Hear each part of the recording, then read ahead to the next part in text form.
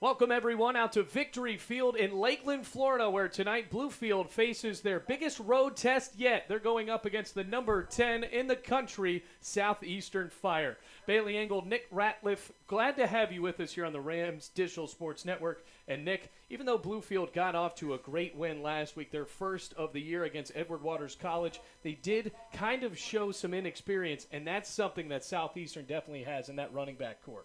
This is going to be a tough test for Bluefield. Southeastern has scored 62 points in both their ball games, led by three running backs. Jarrell Reynolds, a senior, Tyrell Williams, a sophomore, and a freshman, Camario Bell. Camario Bell, Reynolds, and Tyrell Williams, all in that first game against Union College, logged over 100 yards rushing. But on the offensive end for Bluefield, we saw some of that inexperience with Walter Harrell trying to connect with his receivers, and it really was an amount of struggle for him. That chemistry is still being built through these first few weeks of the season, as he's only having a 39% completion percentage. But our running backs are doing very well. Alex Martin almost surpassed 100 yards last week, and Rashad Butler looked very, very good in the win. What also looked pretty well for Bluefield was that defense, pitching a shutout for the first time since World War II back in 1941. Now trying to do it again here today against a Southeastern squad that has put up 62 points in each of their first games. They had a win against Bethel a couple of weeks ago and had to postpone a game against Georgetown College after Hurricane Irma. And, folks, we didn't think we were even going to be here coming into this Saturday. The power came back on a couple of days ago, and Bluefield thought that this game would have to get pushed back to the bye week. But instead, power came on, and Bluefield took that 13-hour bus ride down here to a muggy night in Lakeland, Florida, which also, Nick, could be something that this team probably has to battle with, is just the conditions. Right, that's something that we do not have in Bluefield. The Not at all. Air-conditioned city of Virginia and West Virginia, it is about 90 degrees, and I think every time that we've stepped off the bus, we have been just drenched in sweat.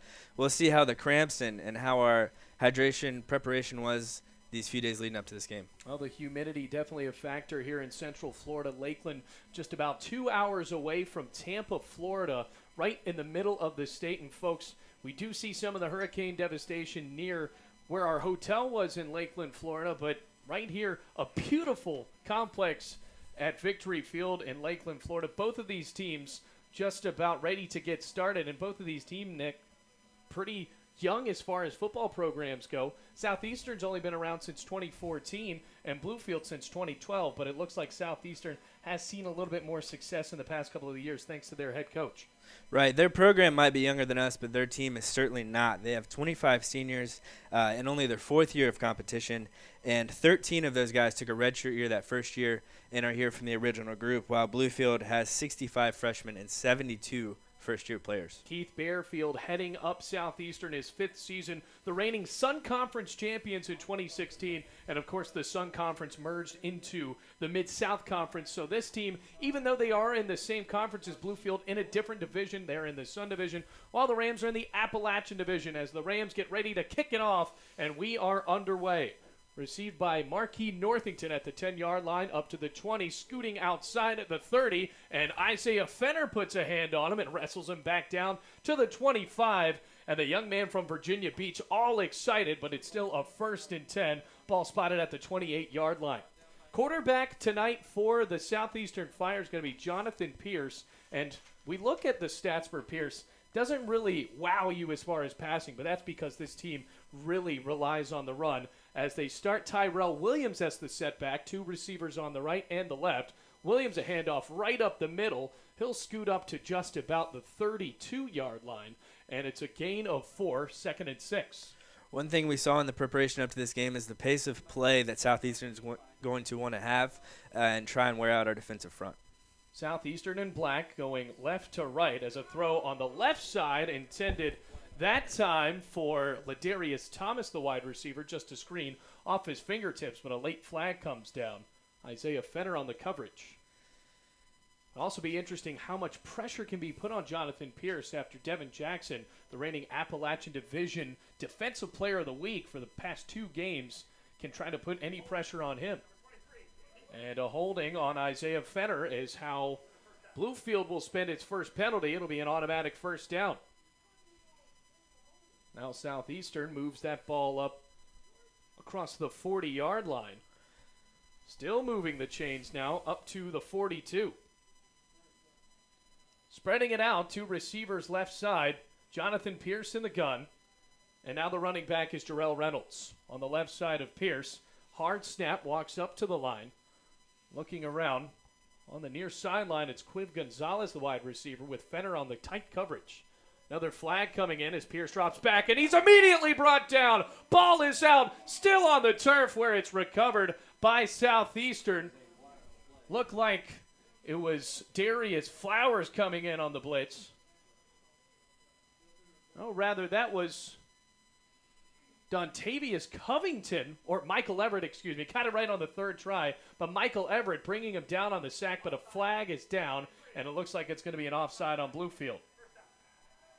And I was watching before that play. Isaiah looked to the ref, pointed at him to see if he was in the neutral zone or not, and I don't believe the ref gave him any indication of whether he was or wasn't. So that's two straight penalties on Isaiah Fenner. 5-yarder brings the ball up to the 47 for the Fire.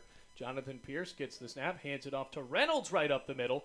He'll get to about the 50-yard line and scoot up some more. Had initial contact and then got through a couple of Rams and pushed it into Bluefield territory up to the 41-yard line. And Jonathan Pierce and company not huddling up. 1st and 10 at the 41. Fake handoff, looking deep on the right side, hanging it for Gonzalez, and it is caught for the touchdown.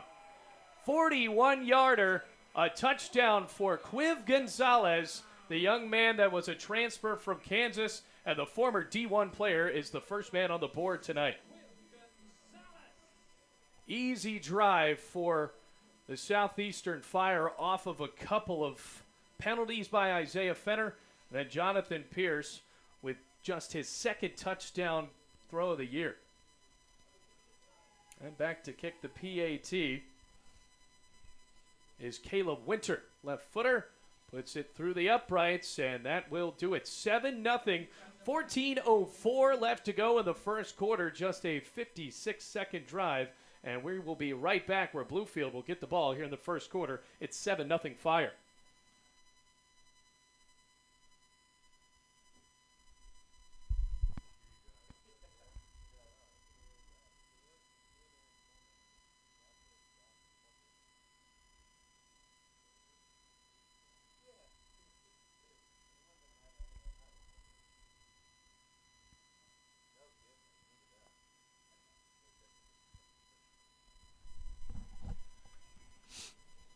Back here at Victory Field, a 41-yard touchdown pass from the senior from Jacksonville, Florida, connecting to the transfer from Cedar Hill, Texas. Quiv Gonzalez was actually the best receiver for the Kansas Jayhawks last year, Nick, as well as the Texas A&M a couple of years ago, and now off to a great start in this game. Absolutely. And Bailey, coming in here from a defensive standpoint for Bluefield, you do have those three running backs for Southeastern, so you will worry about that. And then first drive, fourth play, they come out and throw a deep ball. That's hard to defend. Well, David Larson will send the kickoff deep. Going back is Jeffrey Hughes, who'll receive it at the 2-yard line and go up. Crossing the 20, has a block, still moving up off of contact, and he'll get to the 29, where Bluefield will set up shop for their first drive of the day. Well, Nick, you got any keys for the offense today for Bluefield?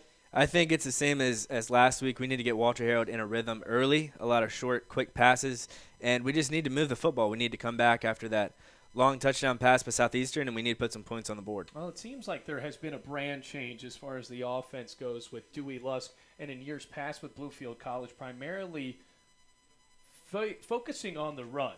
But still, Alex Martin had 98 rushing yards last week. As the first snap is a handoff to Alex Martin. He goes on the left side looking for some blocks, and he'll get up to the 30-yard line. A lot of ground, but just 1 yard on the first play. It'll be 2nd and 9 from their own 30. Martin will switch off carries with him and Rashad Butler, and then Malik Brown also coming off of the bench. Kyle Cater will be the fullback on the right side of Harold. Two receivers out right, one on the near sideline. Harold will get the high snap, hand it off, fakes, and whips it out right side to Charles Black. Black falls down to one knee, no gain, and it'll be 3rd and 9 from the 30. That quick fake might kind of move us a little bit up here in the broadcast booth, Nick, but Southeastern always ready. They are a pretty talented defensive slot with a 3-4-5. Couple of linebackers, Will Tillo as well as Josh Schulte. Pretty talented. They made All-Sun last year. Harold in the shotgun, hangs it over the middle, intended for Charles Black, and that was just too far, right off of the hands of the defender. That time it was Tyson Key, the safety from Pace, Florida, the redshirt junior, who almost had an interception and a quick 3-and-out for the Rams. 12:58, 7-0 here in the first quarter. Bluefield gained 1 yard in that entire drive off of a run from Alex Martin. And now Drake Presley will be the punter with Marquis Northington back to receive near his own 35-yard line. A lot of fans moving around in attendance. I swear they're here, folks. We're just enclosed in this box, soundproof. High snap for Presley. He reels it in, barely gets the punt off, and it will bounce on the near sideline. A good Bluefield roll as the ball continues to move all the way up to the 28.5, where Southeastern will set up shop for their second drive. And we saw in that first drive, Nick, Bluefield didn't get a lot of pressure on Jonathan Pierce. They had a good rushing attack with the nice first down run by that senior running back, Jarrell Reynolds. But really, they had to watch out for Quiv Gonzalez, so that secondary is going to be tested the entire game. Right, and that takes away from your being able to blitz and just only play the run, especially since that was their first drive and they came out throwing the football. Another side note, Sean Kolb hurt, so he will not be in this game. Michael Everett filling in. And another flag comes out on the field. Looks like it will be a false start coming up. And it's Quiv Gonzalez moving before the play was actually made, and he is exchanging some words. So fresh off of his 41-yard touchdown reception, he has his own penalty. That'll move the ball back to the 24-yard line, 1st and 15 for Jonathan Pierce and company. Trips receivers all spread out on the left, and his running back is Reynolds. Hands it off to him right up the middle, juking around, a solid gain up to the 31-yard line, and now it will be 2nd and 8. Reynolds is not the biggest running back, only 5'9", so it is easy for him to get lost in there and get a couple extra yards. Once again, no huddle for Jonathan Pierce. Drops back, swings it out left side to Reynolds, crossing the 30, moving up to the 35, and he's tackled. Looks like it was Jonathan Green on the contact that time. So now it'll be 3rd and 3. This is a huge play for Bluefield if we can get this stop and get back on offense. 5 men in the box for Bluefield. Direct snap to Reynolds. He fakes it out left side. Initial contact at the line of scrimmage, using his power to get close to the sticks. And we'll have to see if they'll move him. It will be either a first down or 4th and very short near the 38-yard line. And the referee holds his fist up, and it looks like Southeastern will send out the punt crew. So instead of going for it on 4th and short, Bluefield fights their way for a 3-and-out. That's a big momentum swing for Bluefield. Now we need to get the ball back and get a couple first downs on this next drive. And now a new punt returner in the game. It's Tyrese Henry. Usually Charles Black or Malik Brown have done the honors. And the punter will be Caleb Winter. A high snap. It rolls behind him all the way at the 5. Winters picks it up, looking for somewhere to go, and he gets the punt off. That was absolutely magisterial. Off of the bounce, Tyrese Henry shakes off the first hit and gets up to the 30. Can't believe what we just saw, Nick. It's amazing that he even got the punt off, and then he sends it to the 30-yard line where Henry is immediately knocked down. That was spelling disaster for Southeastern, but somehow the punter with a heads-up play to take off to his left and get that ball off to, I believe, our 29. And now Bluefield will start off near the 29-yard line, just about where they started for that first drive. And it could have been a huge momentum break for Bluefield if they get Caleb Winter down. It's 1st and goal, but instead, the decorated punter / kicker for Southeastern sent a beautiful punt under pressure. Harold is in at quarterback once again. Now 2 receivers on the near sideline, 1 all the way out on the right.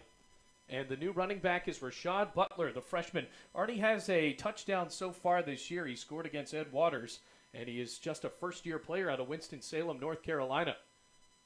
5 men in the box. Snap to Harold. He'll dump it off to Harold, or dump it off to Butler, rather, where it is incomplete. Almost intercepted that time by Dance Estes, the defensive lineman. They were trying to swing out a quick little screen pass, and instead, Estes almost hauled it in for a pick 6. Estes did a great job of bull rushing the offensive lineman, and as soon as Harold broke his hands to throw the ball, he got his hands up in the air. And Estes lining up on the left side now. They have put some pressure on Harold. Fakes the sweep, and Harold taking himself off the draw up to the 25-yard, or 34-yard line, rather. Good gain for Harold, and the longest play of the drive, or of the game so far for Bluefield. Trying to keep it quick. As Harold looks on the sidelines, getting the calls from head coach Dewey Lusk. And it will be 3rd and 5. Harold drops back under pressure, dumps it off to the middle, and Jeffrey Hughes caught it, but he's immediately laid down by James Swain, the defensive back, and it'll be another 3 and out for Bluefield. So they will have to punt it from their own 37-yard line, and the defense has been fierce so far for Southeastern. It has. They're coming up quick. They're really fast, and they're popping us at the line of scrimmage, if not behind. Presley back to punt again, and Marquis Northington to receive near the 25-yard line. Another high snap for Presley, able to catch it and send a spiraling punt. Northington with a fair catch, and Southeastern will start off at their own 34-yard line, 1st and 10 for Jonathan Pierce and company, who have been quick so far. And I think that pace has kind of messed up Bluefield a little bit, Nick, where they've been just so fast. I agree. Pace. That's why the spread offense and the no-huddle offense has gotten so big in the last 10 years, is because it wears out those big defensive linemen. And those big defensive linemen, like you mentioned, Larry Jefferson, Darius Flowers, and Tracy Parker Jr., an odd part of the team in that they are pretty experienced. Tracy Parker Jr. was actually the sacks leader in the 2016 season. 6 men in the box for Bluefield. Hand off to Reynolds right up the middle. He has a little bit of room, but he gets up to the 40. And once again, the Rams having trouble with just bringing that man down to the turf. Gets up to the 41-yard line. It's a gain of 6, 2nd and 4. Reynolds gets the direct snap, takes it up the middle on the right side, and he's brought down. Good tackle by Devin Jackson. Only a gain of 1, and once again, it'll be 3rd and manageable, but still Bluefield with a chance for a stop, as it is 3rd and 3 from the 42. With Gonzalez on the right side on the coverage. That's Antonio Dawkins. Got to watch out for the D1 transfer. As Pierce gets the snap, hands it off to Reynolds up the middle. He'll get it across the 45 and up to the 47 for a gain of 8 and a 1st down. So the Fire with another 1st down as they continue the drive. No huddle. Pierce, fake handoff to Reynolds, looking deep left side. He's got a man open. It's Northington, and it's just a little bit too far as Northington dove on the dirt and slid in that wet turf. He had a man open, Nick, and they missed another home run. He did. He had about 4 yards of separation between him and the defensive back, and that it comes off play action. It gets the defensive back's eyes into the backfield and opens up that long pass. And if you're Southeastern, especially the offensive lineman, you kind of sigh a little bit because you get a break, but they're right back at it again. Receivers on the left side, 2 of them, and Northington on the right, or Gonzalez rather, on the right. Fake handoff, Pierce looking for Gonzalez, and it's too high. Once again, he beats the receivers. Tyrese Henry pretty excited, but I'm not 100% sure, Nick, why you would try to brag about that one, because a good throw right there, and Gonzalez has another touchdown. Absolutely. And that's another thing coming into this game is Pierce does not have a great completion percentage either, only completing 52% of his passes. 3rd and 10 from their own 47-yard line. Trying to move to the flip side, 47. 3 receivers bunched out on the left. Bluefield doesn't look like they're sending a ton of men in, as the snap goes right up the middle to Tyrell Williams, still looking for some room, and they will bring him down to the ground at the 50. So interesting choice right there, going for a 1st down on a 3rd and 10 with a run up the middle. Bluefield didn't fall for it, and the punt team will once again jog out on the field for the Fire. Could be another battle of field position, Nick, and especially in that game against Ed Waters, Bluefield won that battle of field position. Right, they did. They just were not able to capitalize with touchdowns. They ended up getting points, but usually it was no more than 3. So Winter, the senior from Dover, Florida, out to punt again. And back to receive. Bluefield going with another change. It's Johnny Myers. Good snap this time as Myers looks for the ball. He will fake it as the ball actually bounces at the 2-yard line. thought that he was going to fair catch it, but then it just bounced right behind him and into the end zone for a touchback. So Bluefield will get a fresh set of downs. 8:05 left to go in the first quarter. It is 7-0 Southeastern here on the Rams Digital Sports Network. Nick, what have you seen so far? It looks like Southeastern really has came out to play. Right, and oftentimes you'll hear people talk when they're watching NFL about running backs running downhill.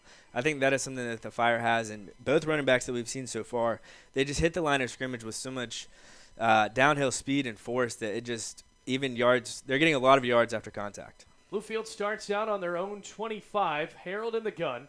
Gets the snap. He'll hand it off to Martin on the right side, and he has nowhere to go. Defensive lineman on top of him right off of the handoff, and it's a loss of 2. Looks like it was Jason Shepard, the defensive end for Southeastern. The redshirt junior from Loxahatchee, Florida, on the tackle. And now Bluefield has 2nd and 12 from their own 18. Rather, they started on their 20, so a loss of 2 and 2nd and 12. Play action for Harold. He'll take it himself under pressure, and he's brought down. Ball is out on a fumble, and it looks like it is picked up by Southeastern. And they will get it down to the 7-yard line, and a big turnover. It'll be 1st and goal for the Fire. That's a tough play. He was looking for Antonio Strickland over the middle. He just got caught up with those linebackers, and by that time it was too late. He had all the defensive tackles in his face and just tried to roll out and lost the football. Immediately brought down, and Harold has already seen the pressure. Bluefield looking for their first down, and they won't get it at least until the next time they have the ball, as it is 1st and goal from the 6. Pierce back out there once again, and his running back is Jarrell Reynolds on his right side with help from the fullback Adam Toombs. Hands it off to Reynolds on the left side, and he is smashed down to the dirt. All excited on the pressure. That time is Chris DeBerry. DeBerry, the nickel from Richmond, Virginia, 5'11", 183, just a sophomore. It's a loss of 2. So Reynolds had nowhere to go. Bluefield all over it. We'll have to see how this red zone defense responds. Pierce drops back, hangs over the middle, intended for Northington, and a flag comes down after the pass was incomplete. And this is going to be met with some opposition from the DBs for Bluefield. Looked like Tyrese Henry might have mixed up a little bit too much on the little cross route right up the middle. Right, and they have a better view than I do. Maybe he couldn't get the flag out of his pocket, but it was a tad late. And Tyrese Henry will be the man victimized in this one, the senior from College Park, Georgia. And they will move the ball up. It'll be 1st and goal once again. So it looked like the pass was a little bit high from Jonathan Pierce, trying to get his 2nd touchdown pass of the ball game. Of course, he had that 41-yarder to Quiv Gonzalez a few moments ago on the first drive of the game for Southeastern. Ball spotted on the left hash at the 3-yard line. Low snap. Pierce hands it off to Reynolds, going up the middle, and it is a touchdown. So the reigning Sun Conference Player of the Year has another TD on the season, and they have jumped out to a 13-0 lead with the Fire flying out of the scoreboard. Folks, it is a show here in Lakeland, but with 6:59 left to go in the first quarter, Caleb Winter will come out for the PAT. Oh, left-footed punter, as well as a kicker. We've already seen him work some acrobatics today. And the whole kick is up and good, and it is 14-0 Fire with 6:59 left to go. Bluefield in trouble after that little fumble they had, and now they'll have to get the ball back after the kickoff coming up.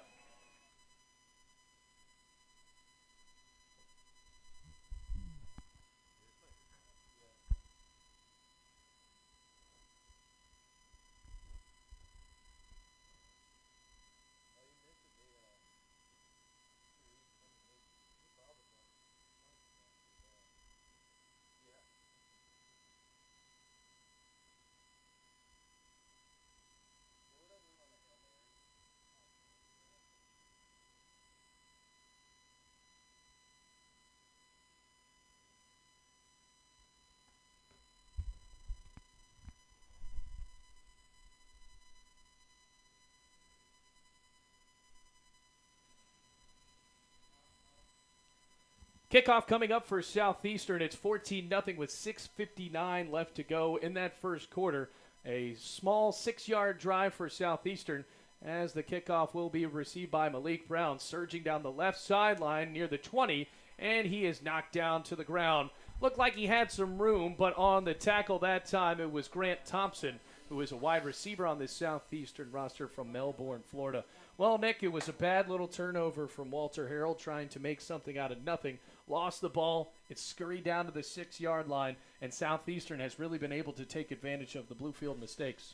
Bailey, we're going to have to see how this young offense comes back from a 3-and-out along with a fumble. And let's just see what we can do here. Move the football a little bit, get a little confidence, and take some time off this clock. Well, the longest play of the game was a quarterback draw from Walter Harrell that only got up about 6 yards. That's the snap to Harold. He'll fake it, go on a right side option. He flicks it out to Cater, who is brought down behind the line of scrimmage. Southeastern has been all over the rush attack from Bluefield tonight. On the tackle was Tyson Key, and the Sun Conference first-team player last year has been all over Bluefield here in the early goings. It's a loss of 3 back to the 17-yard line for the Rams. Johnny Myers, the receiver, on the near sideline. Harold gets the snap, drops back, has to draw, moves up in the pocket, and he is knocked down. Ball comes out once again, but Bluefield lands on top of it. Looked like it was Michael Hinckley, the offensive tackle, who just dove on the ball to save it from another turnover. So another loss for the Rams, and it's 3rd and 14 from the 16. Harold doesn't have time to go through progressions. He drops back, he looks for his first guy. If he's not open, he has defenders right in his face. Have to get the ball up to the 31-yard line. Bluefield still spreading it out.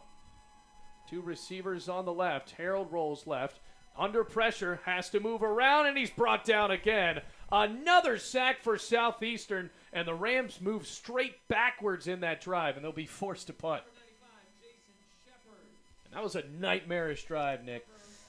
Yeah, that was not what we wanted. He was rolling out to his left, and he looked like he had a receiver down here around the 25-yard line open, but he hesitated.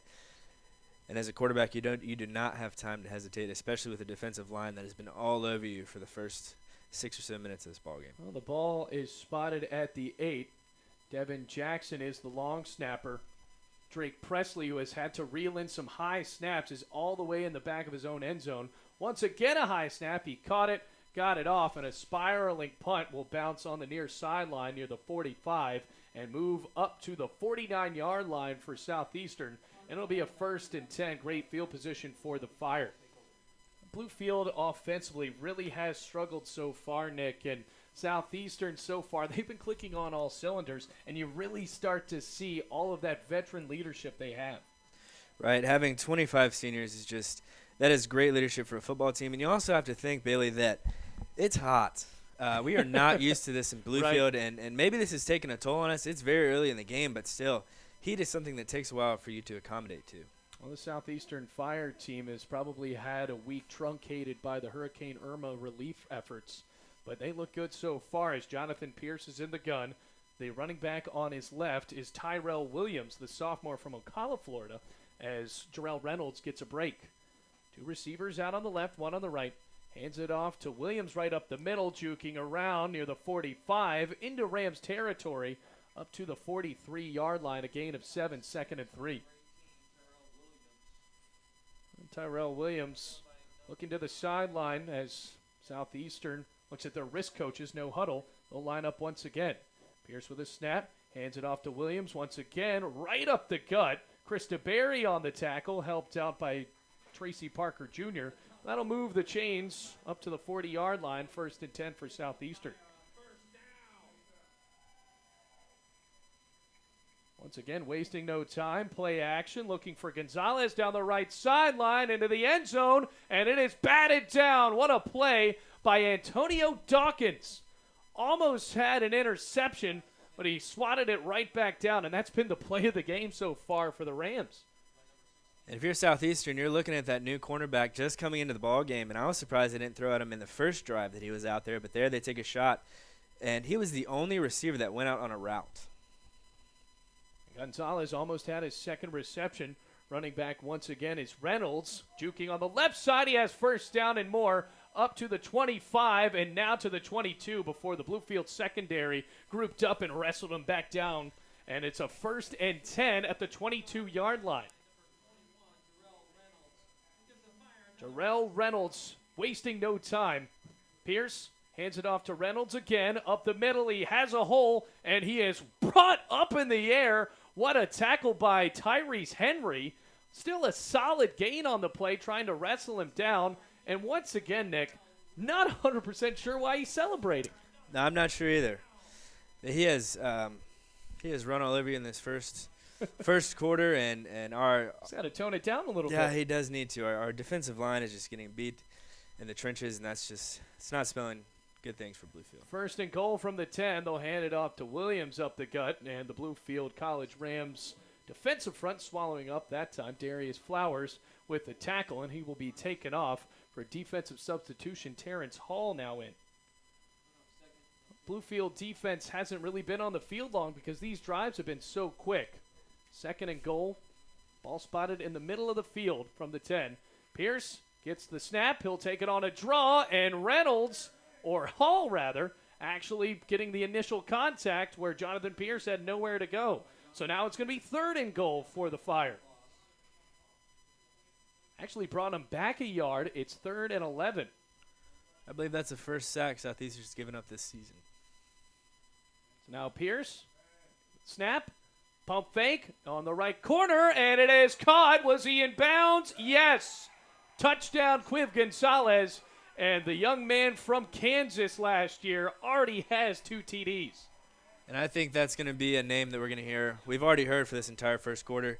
Pierce is looking for nobody else other than Gonzalez when he looks and looks down the field. 2:54 left to go in the first quarter. Already 2 touchdowns for both Jonathan Pierce as well as Quiv Gonzalez, a D1 caliber talent that is on his 3rd school here at Southeastern University. But he has been balling so far in the first quarter as it is 20-0 pending this PAT. And it's a bad snap to Raylan Garrett. He picked it up, still looking for a man, and the holder trying to get in for the 2-point conversion, and he does not. Tackled at the 1-yard line. He was just a yard short from making it 22-0, but after Raylan Garrett can't hold on to the snap, it is a incomplete, or the PAT is no good, rather, and it is 20-0 in the first quarter. What a start for Southeastern. Bluefield trying for a comeback when we come back here on the Rams Digital Sports Network.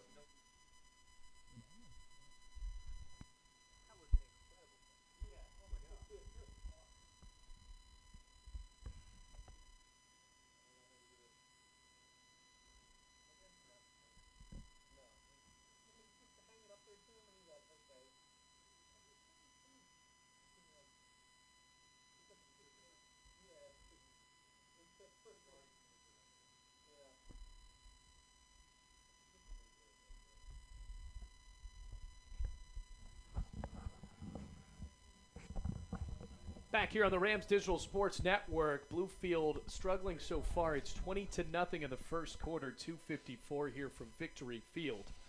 As the kickoff will go deep towards the middle, and Hughes will get it 2 yards deep in the end zone, going on the right side, trying to find a block, and does, up to the 35, and he is brought out of bounds near the 40-yard line. Have to look where they'll spot him. It could be a first down with the best territory, or the best field position so far, I should say, in the game, Nick. Walter Harold needs to take that big return out, and he needs to get this offense going. He needs to lead his guys. This is his team, and he needs to show them right now that even down 20 in the first, we can come back and chip away at this lead and end up winning this football game. Well, Bluefield down 20-0. They'll start out from their own 40-yard line. Harold trying to get something going. A running back on each side as he hands it off to Rashad Butler. No, will take it himself, and the draw will get them up to the 46-yard line.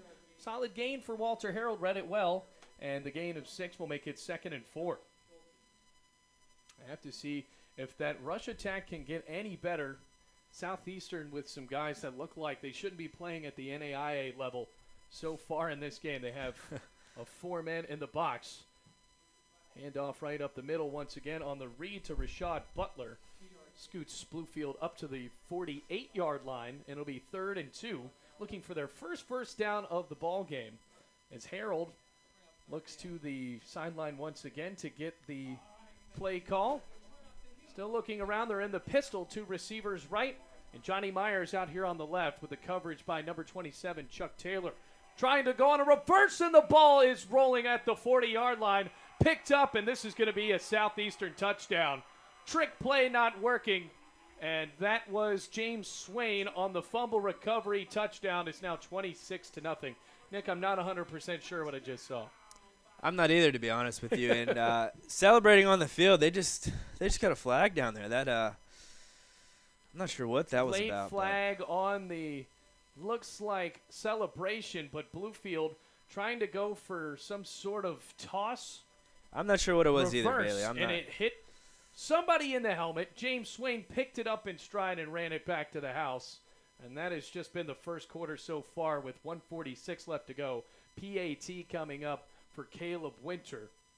Remember, Raylan Garrett went off of his hands. He is the backup quarterback and the holder in this one. And, folks, Bluefield has just not had anything going so far. That was the best drive they've had all game. It was 3rd and 2, trying to go for a reverse, and the ball's just popped out into East Jesus nowhere, basically, and is picked up by James Swain and then brought back into the end zone. So now we are still awaiting the penalty call, and it's personal conduct penalty on Southeastern. And they'll enforce it on the kickoff. So Bluefield trying to get some decent territory or some decent ends to start out a drive.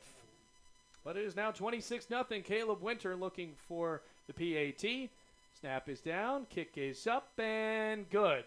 So Caleb Winter's perfect night, and PATs continue. And it is now 27-0 after the James Swain fumble recovery touchdown. You're listening to Bluefield College Football here on the Rams Digital Sports Network.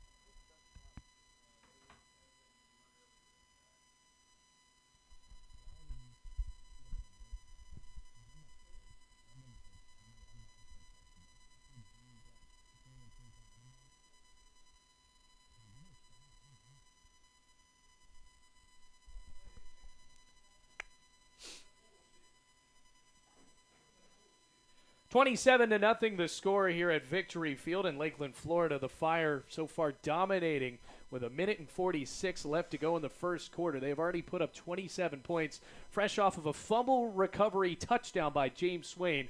Picked it up right around the 35 and brought it back to the house. Bluefield back to receive this kickoff, pushed back to the 20 because of a celebration penalty after that TD.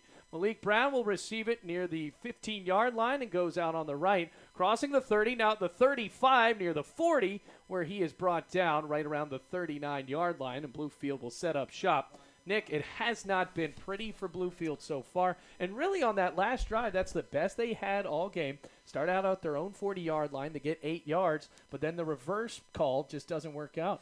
It doesn't, and that's almost a head-scratcher at 3rd and 2 with as big of a back as Alex Martin is. But I think here, Bailey, you got to start throwing the ball. You got to start airing it out and getting your receivers into play and gaining larger chunks of yards at one time. 1st and 10. Harrell started out under center. A handoff on the left side to Alex Martin. A solid run for the young man from North Carolina. He'll get up to the 44-yard line. A gain of about 5. It'll be 2nd and 5. You're absolutely right. Alex Martin, especially in the past couple of, well, at least last year, was an 1,000-yard or nearly 1,000-yard rusher in a year where Bluefield only won one game. Now a little bit more talented, trying to use him some more as they line up in the I. Handoff on the right side and a shoestring tackle for Southeastern as Martin will scoot up to the 45. It'll be a slow or small gain, still 3rd and 5. All spotted at the 44-yard line. They have lined up in the eyes so far in this drive. 3rd and 5, Harold under center. Play action, dropping straight back, under pressure, moves up, and he's brought down on the tackle and the sack. It's Jason Shepard, and Harold was about a shoestring away from drawing and maybe getting the first down, but yet another 3-and-out for the Rams. This defensive front for Southeastern has torn us apart this entire quarter. Walter Harold drops back, and he has less than 2.5 seconds to throw the football. You can't give an athlete like that short of amount of time. He needs a little bit longer to be able to make plays. Well, it was like they were unblocked. It almost thought that it was some sort of screen, but he didn't even have that much time. Drake Presley is out to punt once again. Northington back to receive. Good snap this time. Presley gets it off, and the end-over-end punt will bounce near the 45 and go back to the 36-yard line where Southeastern has another 1st and 10. And we talked about it when we were off air for just a tad second, Nick. You look at Quiv Gonzalez, who's already gotten 2 touchdowns tonight as the first quarter comes to an end. He looks like a guy that shouldn't be playing at the NAIA level at all. No, he does not look like he belongs here. He is head and shoulders faster than some of our corners, and he shows where he came from. Absolutely. The man that was formerly at Texas A&M, then Kansas, now here at Southeastern, so far has 2 great touchdown catches. We'll step aside. That's it for the first quarter. Southeastern winning in this one, 27-0.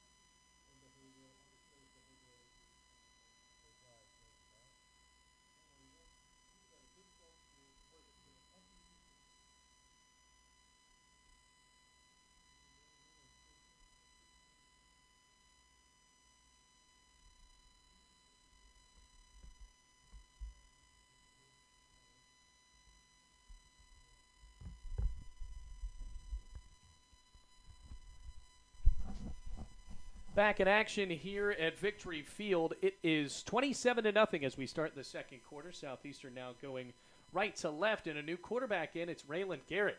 Garrett looking left. He'll take it on a draw, moving across the line of scrimmage, finding some blockers, but then a little bit of contact from Larry Jefferson, the Itawamba College transfer, and it will go up to the 40-yard line. So Raylan Garrett, under panic mode, still moves the ball up to the 40, and it'll be 2nd and 6. Garrett, the redshirt junior from Lake Wales, Florida. Play action, swings it out right side where it's going to be caught, and into first down territory, a spin move, and brought up to the 45 of Bluefield. On the catch, it was Cody Burgess, the junior receiver from Tampa, Florida. And the chains will move. That was a great tackle by Michael Everett. And Michael Everett, the backup linebacker in this one, the freshman from Alexandria, Virginia. Garrett, play action, hangs it deep. He's got a man wide open, and it's incomplete. Intended for Bryce Miller. The wide receiver had everyone torched on the Rams defense, but the throw was just not on target, and it is now 2nd and 6. 14-14 left to go, second quarter. Seen a few passes like that from him and Jonathan Pierce, just a tad bit too deep, but those wide receivers have been open. And Dino Cackless can't be that happy about how his defense has done so far. Garrett, play action, and he'll take it himself, and on the draw, the ball comes out, still near the 35, and a Southeastern Fire wide receiver landing on the ball. As we look at some stats just handed to us right here, Jarrell Reynolds, 63 yards so far on the ground, Nick.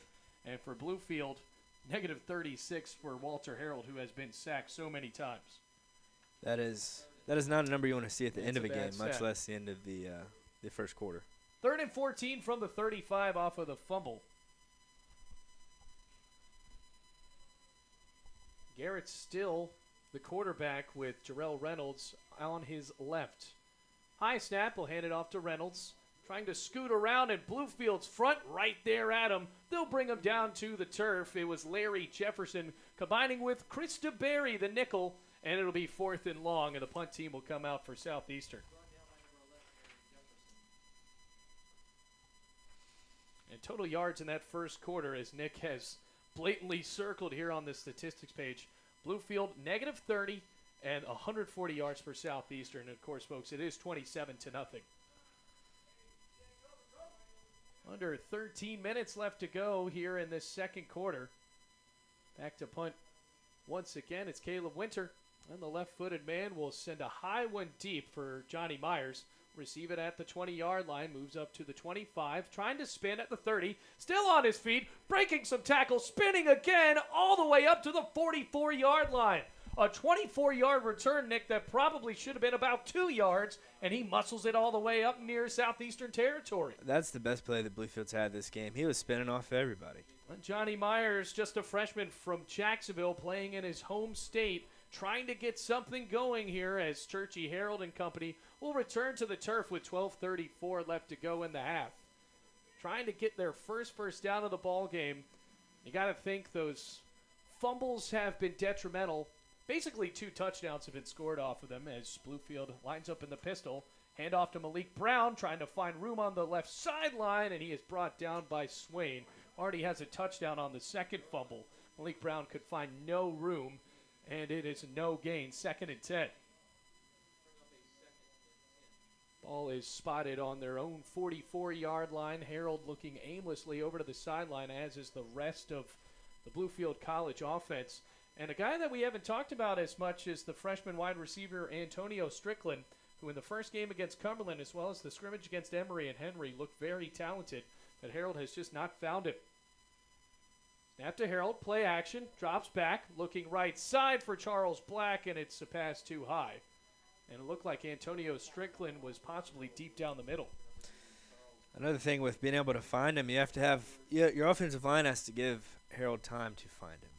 He needs 3.5, 4 seconds back there to be able to go through his reads and find the guy that's open, not just look at his first guy. And when pressure starts coming at a quarterback, you start panicking and you try and force into that first window that you see, and that usually spells disaster. Well, you know that those linebackers are going to be tough. Sam or Will Tillo, as well as Josh Schulte, are 2 guys that have been recognized here in NAIA. 3rd and 10 from their own 44. Harold walking up to the line of scrimmage. Gets some commands for his lineman. Malik Brown is running back on the right. Snap.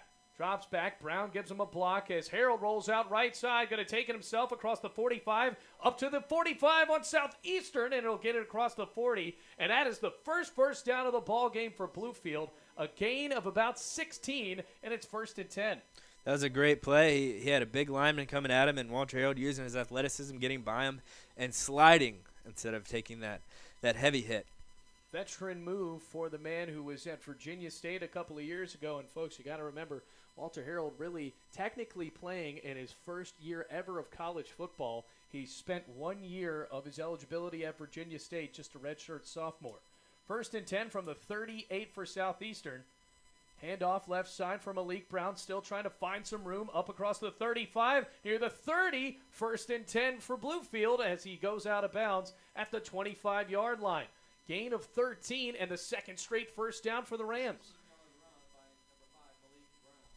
And Brown with a ton of speed. He might be the running back to call on as Bluefield once again does not huddle up. 1st and 10 from the 22. Bluefield basically should huddle up as they look at the sideline so much. But now they'll go to the line and get down in their stances. 2 receivers on the right, 1 on the left as Harold calls an audible, working up to the line once again. And Brown will join him on the left side. Snap, drops back, dumps it out left side, and it's incomplete. Looking for a swing pass completion to Malik Brown. And Antonio Strickland was calling for the ball near the middle. And there was no safety. There was nobody within 20 yards of Antonio Strickland. Well, Harold just saw the one play he wanted and then committed to it. He had nobody as Malik Brown goes out towards the sideline. Rashad Butler, the freshman, back in at running back. And that goes back to being sacked so many times in that first quarter. You look for your first guy and you push the ball to him because in your head you have the internal clock and you're afraid you're running out of time. Spreading it out once again. Ball spotted at the 22, 2nd and 10. Low snap for Harold. Drops back, fires over the middle, and it is broken up by Tyson Key. But a flag comes down after the play. Looks like it could be a 1st and 10 for the Rams. That ball intended for Jeffrey Hughes. And the poor soul was almost hung out to dry right there, but he took some contact, and we'll have to see what this penalty call is. But it looks like it's going to favor the Bluefield College Rams. And if this goes our way, that's a huge break. I think we're just now busting inside of their red zone, which the call was on Southeastern, so that is. So it is a pass interference call. Automatic 1st down inside the 10-yard line. Bluefield will move the ball up for a 1st and goal. Looks like from the 7. Still spreading it out. Butler in as the running back. Snap. Delayed handoff to Butler out to the left side. He slipped up at the 5-yard line, trying to juke into the end zone, and he just got caught up in the wet turf. It'll be a gain of 2. 2nd and goal from the 5. 10:30 left to go. It is 27-0 Southeastern, really jumping on the Rams so far in this game. But BC, with a couple of 1st downs, trying to muster up their first scoring drive of the ball game. Charles Black, Strickland, the receivers on the right with Hughes in the slot. Snap, handoff to Butler on the left side, and it's a play action. Harold rolling right with a stiff arm, hangs for the end zone, incomplete, and another flag coming out. Billy, they had me fooled just as much as Solid fake, and Harold kept it almost like he hit it in his shirt, and he went out to the right side looking for a man. Had to see what this flag is. That ball intended for Jeffrey Hughes in the back end of the end zone. And a large part of this option-style offense is what you call the mesh, which is when you take the ball and you put it in your running back's stomach, not knowing whether you're going to give it to him or not. And the longer that mesh period is, you have to make the defensive lineman make a decision, and then you make your decision. Well, he made a decent decision and got out of chaos, almost a touchdown pass. Still looking for what this flag is called. He has not turned his microphone on yet. Instead, he's exchanging some words with the head coach of Southeastern, Keith Bearfield. As it stands right now, to be 3rd and goal from the 5-yard line. If there is no penalty. But now he's going to call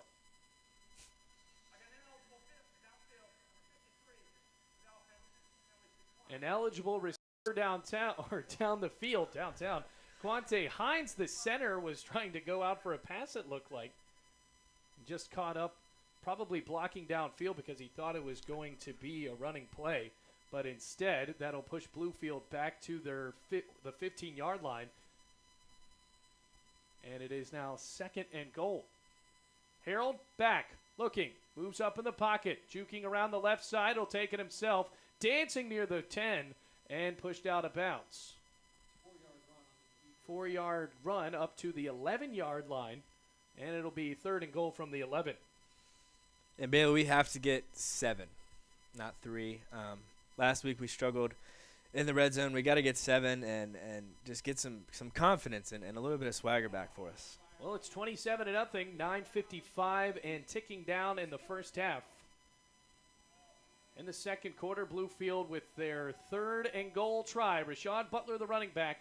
3 receivers, bunch left. Harold swings it out to Butler. He's open into the end zone. Touchdown. 2nd touchdown of the year for Rashad Butler. And Bluefield is on the board with 9:37 left to go in the 2nd quarter. That was a great play. It seemed to work this whole year, is just hitting that hot receiver out of the backfield and letting Butler get into space and have some about 10 yards between him and the defender and put his moves on. We had that open end of the field. Great decision by Walter. Harold dropped back, found his running back open, and it seemed like he had forced that play earlier in the drive. That time, good enough for 6. Tanner Griffith in to kick, and the freshman sends the kick up, and it is good. 27-7, Bluefield breaks up the shutout, and they are on the board with 9:37 left to go in the first half. You're listening to Rams football here on the Rams Digital Sports Network.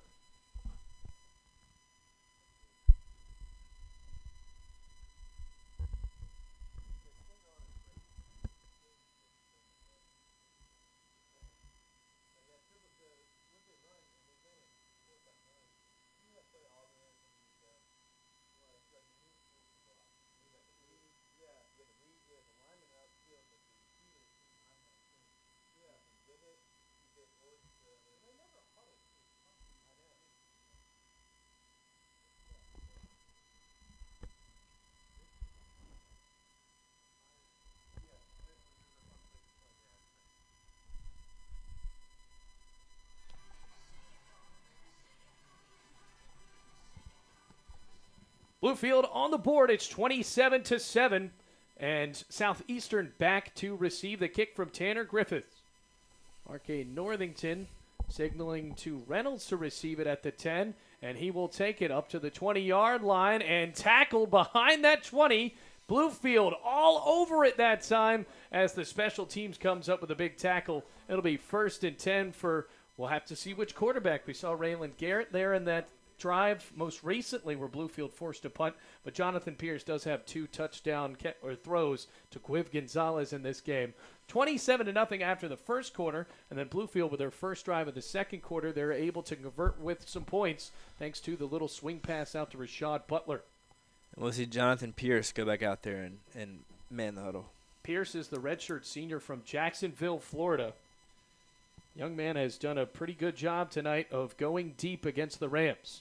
It's the snap and flag coming out. Looks like it's going to be a false start. So momentum swinging a little bit towards Bluefield's way. And the one jumping that time, number 57, Miguel Pereira, the center from Clewiston, Florida. And I think that's something we haven't harped on enough, is the fact that this offensive line for Southeastern has done such a great job, but a lapse in judgment right there. Fake handoff. Pierce trying to dance around. Bluefield all over it as the Rams swarm on the quarterback. He's still up on his feet, but a whistle blows. Larry Jefferson was the man with his hands on him when the whistle blew for a final time. Another loss on the play for the Fire as they are reeling a little bit. We need to keep hold of this momentum and not let them convert on this second and long, excuse me. 2nd and 19 from the 11. Already have lost 9 yards as Pierce will hand it off left side over to Williams. He'll get up to the 16, a gain of 5, but it's still going to be 3rd and long. And Bailey, you got to look for Gonzalez in this situation. Gonzalez has had some straight-up acrobatic catches so far in this game, and Pierce has just been able to hang it up there to him. Play action, dropping back. Flowers gives him some pressure as Pierce will take it himself, and he's brought down. Michael Everett on the tackle as Pierce moved up across the 21. It's going to be 4th and long for Southeastern, and a no-doubter for Keith Bearfield. He's going to send out Caleb Winter to punt. That's been the best defensive stance so far of the game.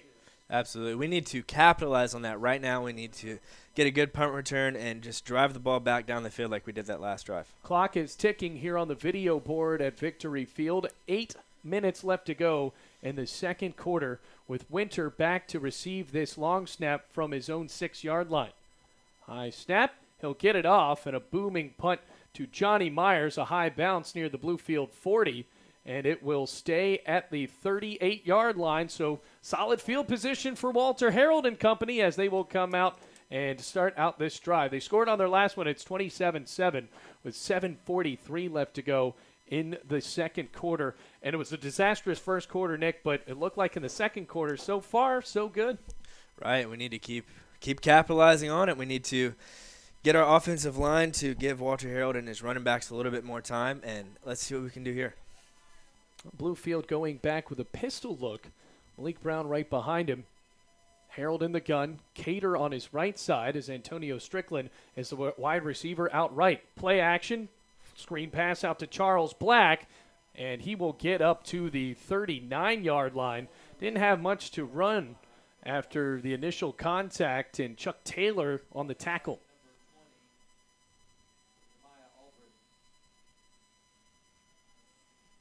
For the short week that Southeastern had with the hurricane and having to battle that, they seem to have watched a good bit of film. They seem to be one step ahead of us on every offensive play that we run. Well, they have been there on those little dump-off passes. Harold has tried to go downfield at points, but the pressure has just been there, and he has not handled that pressure well. Harold drops back. He's going to take it himself. Room to run. Flag coming out as Harold slides at the 45-yard line. A gain of 17 on the draw, but a flag coming down. This could be coming back. Maybe a hold, and it will be.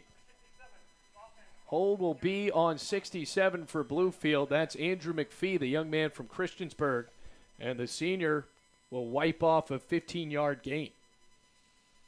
But you still, though, even though it was a hold, You're starting to see Walter Harreld get it a little bit more because dropped back, had nowhere to go, and there was absolutely no one in the box to try to bring him down. Right, he's gaining a little bit more confidence after that touchdown throw. He's realizing that if his first guy's not there, he might have to tuck it and make a play himself. Penalty pushes Bluefield back to the 28-yard line. 2nd and 20. Have to get up to the 48 for a first down. Harreld, snap, drops back, hangs it down right side, and it will be too deep and incomplete for Antonio Strickland. But that's the first time we've seen the quarterback look for his freshman receiver from Jefferson, Georgia, so far in this game. Right, and it looked like there was a lot of contact, about 30 yards off the ball between Strickland and defensive back, that just held him up for just a little bit, and Walter Harreld with an overthrow there. Well, Chuck Taylor, the cornerback, on the pressure, and the safety right behind him was about ready for the catch or the interception. James Swain, who's already got a touchdown in this ball game. And Bluefield has 3rd and 20 from the 28. 2 receivers spread out on the left. Snap to Harreld. Going to be a draw. Going backwards, and he's brought down. Bluefield was just laying up trying to punt, and Chris Comer with the sack. And Harreld will jog over to the sideline. Drake Presley now on. Bluefield, even though they had that promising play, the penalty came up big for Southeastern, Nick. And that'll kill your momentum. That'll kill your drive pretty quick. Holding penalties and personal fouls are 2 of the worst flags that you can see in a sport. 4th and 22 after the sack from Comer, the sophomore from Punta Gorda, Florida. Presley back to punt it away to Markey Northington. Another high snap. He'll get it off. A spiraling, beautiful punt that sends Northington back. He'll receive it near his own 25. Juke move at the 30. Goes back towards the middle of the field. Still room to run. Now up to the 25 and a tackle for Bluefield. Thought that one was going to be an electrifying play for Northington, the redshirt junior from Kentucky. But on the tackle, it was Kyle Cater, the fullback, and a solid special teams play once again for Bluefield College. 5:39 left to go in the second quarter. Boy, it feels like we've been here a pretty long time already because Southeastern has done such a great job of mustering drives together. Right, they have, and they've been quick, and they've also been long. They've done just about everything that they've wanted to do offensively, and we haven't put up much of a fight defensively. 1st and 10, once again, Jonathan Pierce out as the quarterback. For the first time we have seen the running back Camario Bell, the freshman, that 3rd running back in a bunch set. Ton of men in the box for Bluefield, 6 men with Chris DeBerry as well as Devin Jackson right behind that defensive front. Pierce in the gun, gets the snap, he'll fake a handoff to Bell, and actually Bell will take it, and now still on his feet all the way up to the 39-yard line. So yards after first contact is something that the Fire have really capitalized on. Yeah, they'll run it up. They'll get in there behind all their big linemen. We'll lose them for a second. Then next thing you know, they're 10 yards down the field. Bell will take it on a wildcat. He spins at the 40 up into Bluefield first down territory, and now he'll get it all the way up to the 50. So that was a gain of 11 and a 1st and 10 for Southeastern. The young man from Lake City, Florida, already with a good start. And one thing that all 3 of these running backs do is they keep their feet churning. Play action, Pierce with a pass complete down here on the near sideline, and it was caught by Ladarius Thomas up near the 39-yard line. That will likely move the chains once again. 11-yard gain for the Fire and another first down with no huddle for Southeastern. Pierce, fake handoff, play action, looking right, swings it out to Gonzalez. It's caught at the 30, still scooting around, has the first down up to the 25, and another gain of 13, a 1st and 10, and Southeastern once again not huddling up after the catch from Quiv Gonzalez. Almost rushing. Another play action. Pierce over the middle, and it's caught for the touchdown. 25-yard touchdown pass, the 3rd of the night for Jonathan Pierce, and it's caught by Ladarius Thomas.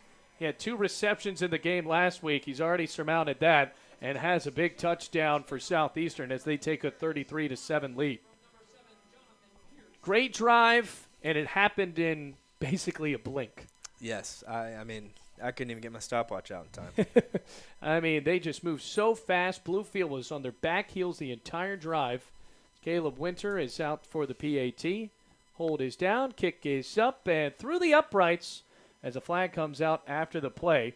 Have to see what this is on. Probably on Bluefield running into the kicker. And actually, a false start, so they will have to kick it again. So a replay PAT, but looks like Caleb Winter has enough boot on it to get this one in confidently, even though it's moved back 5 yards.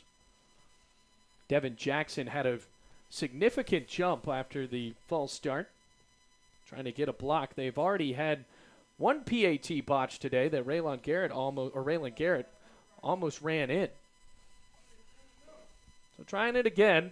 Winter back to kick. Snap, and the kick is up, and looks like a line drive. No good. Wide left. And the false start messes up Caleb Winter, but a solid drive. It is now 33-7 with 4:34 left to go in the second quarter. Southeastern showing all sorts of offensive firepower tonight.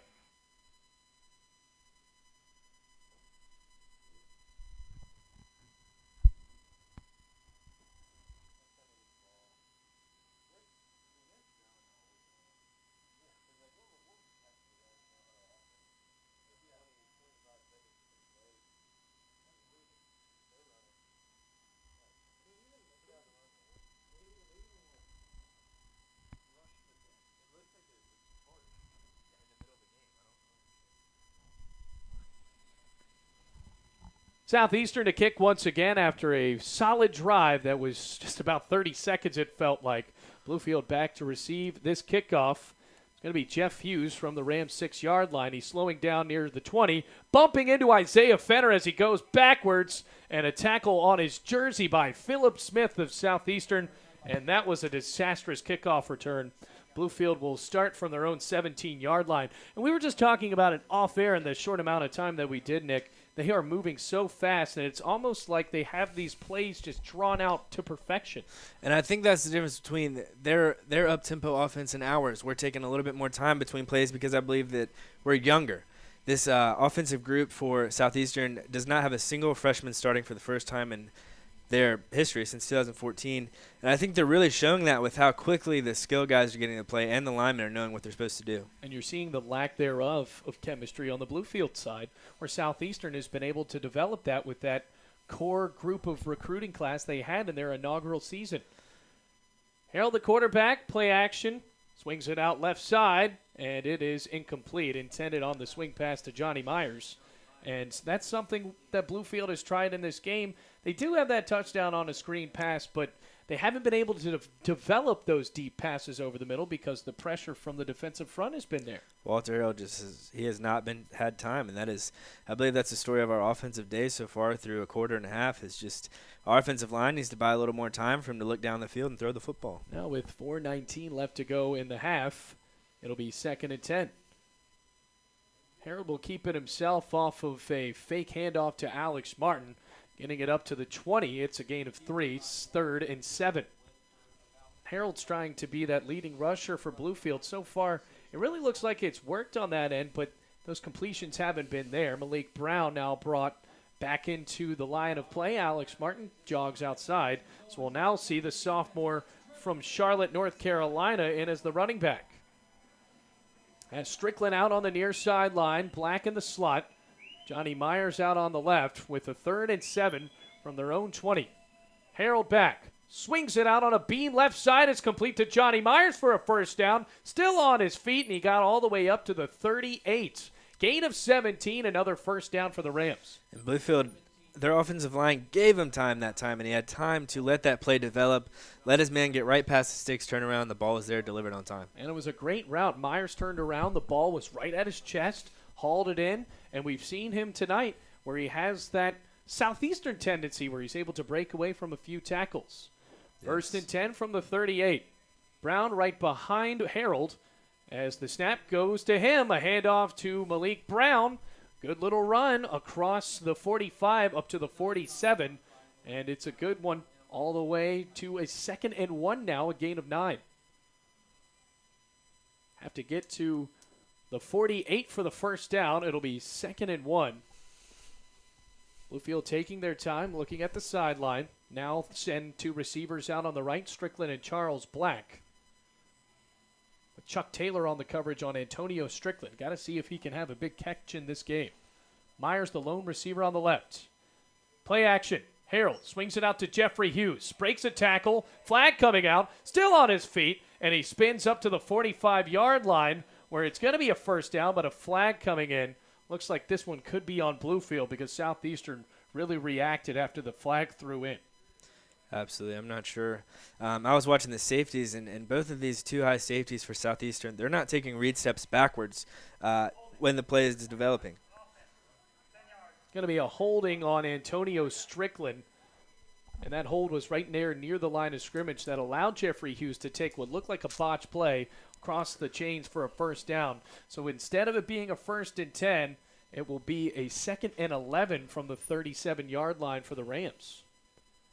And these penalties are just, they show how young of a team we have, how young our guys on the outside and how young our skill players are. And that hurts. That's the second time that we've gotten a first down that's been negated by a penalty. So it is 2nd and 11 from the 37. Wind really blowing on that far corner of the end zone that the Rams are heading towards. 3 receivers out on the right. Myers out on the left. Brown, the running back. Harold will take it himself on the draw. Spins away, and he will be tackled. Trying to get across the line of scrimmage. He failed to. And a solid tackle from Robert Grayhouse, the defensive lineman from Apopka, Florida. Once again, a senior. And Bailey, in these third down situations, Bluefield, we haven't established who our playmaker on the outside is going to be, so we're not sure who we're even supposed to go to here. Trying to find somebody to step up in Southeastern has made that so tough because of that defensive experience they have on that side. 3rd and 11 from the 37. 1:28 left to go. Harold fires over the middle off the fingertips of Johnny Myers, incomplete. Myers tried to lunge out on the coverage was Andrew Rivera, and it will be a punting situation for Bluefield from their own 37-yard line. So once again, Nick, at 2nd and short, then the team just moves straight back. Those penalties will kill you. They'll kill drives, and they'll kill dreams here. But like I said, we don't have the guy on the offensive side of the ball. We don't have a guy that we can just give it to and let him do his work. And that's almost something you can expect with such a young team. And Walter Harold is trying to find that guy. Presley hauls in a high snap once again. Spiraling punt for Marquis Northington. He'll spin around and go backwards. Bluefield gets a hand on him, and Isaiah Fenner dances towards the sideline. Actually on the tackle was Jaquan Finley, the freshman wide receiver. And on special teams, he had a solid tackle. And it will be 1st and 10 from the 15-yard line for Southeastern with 1 minute and 11 seconds left to go in the half. You have to see if Jonathan Pierce can try to muster up an 89-yard drive. So far, it's been no problem for him. And Billy, do you think he'll be looking for Gonzalez here? Oh, you have to. Every time. He's just been so open each time they've gone deep. And there has been no pressure for Bluefield from the defensive front as well. So he has time to let those plays develop.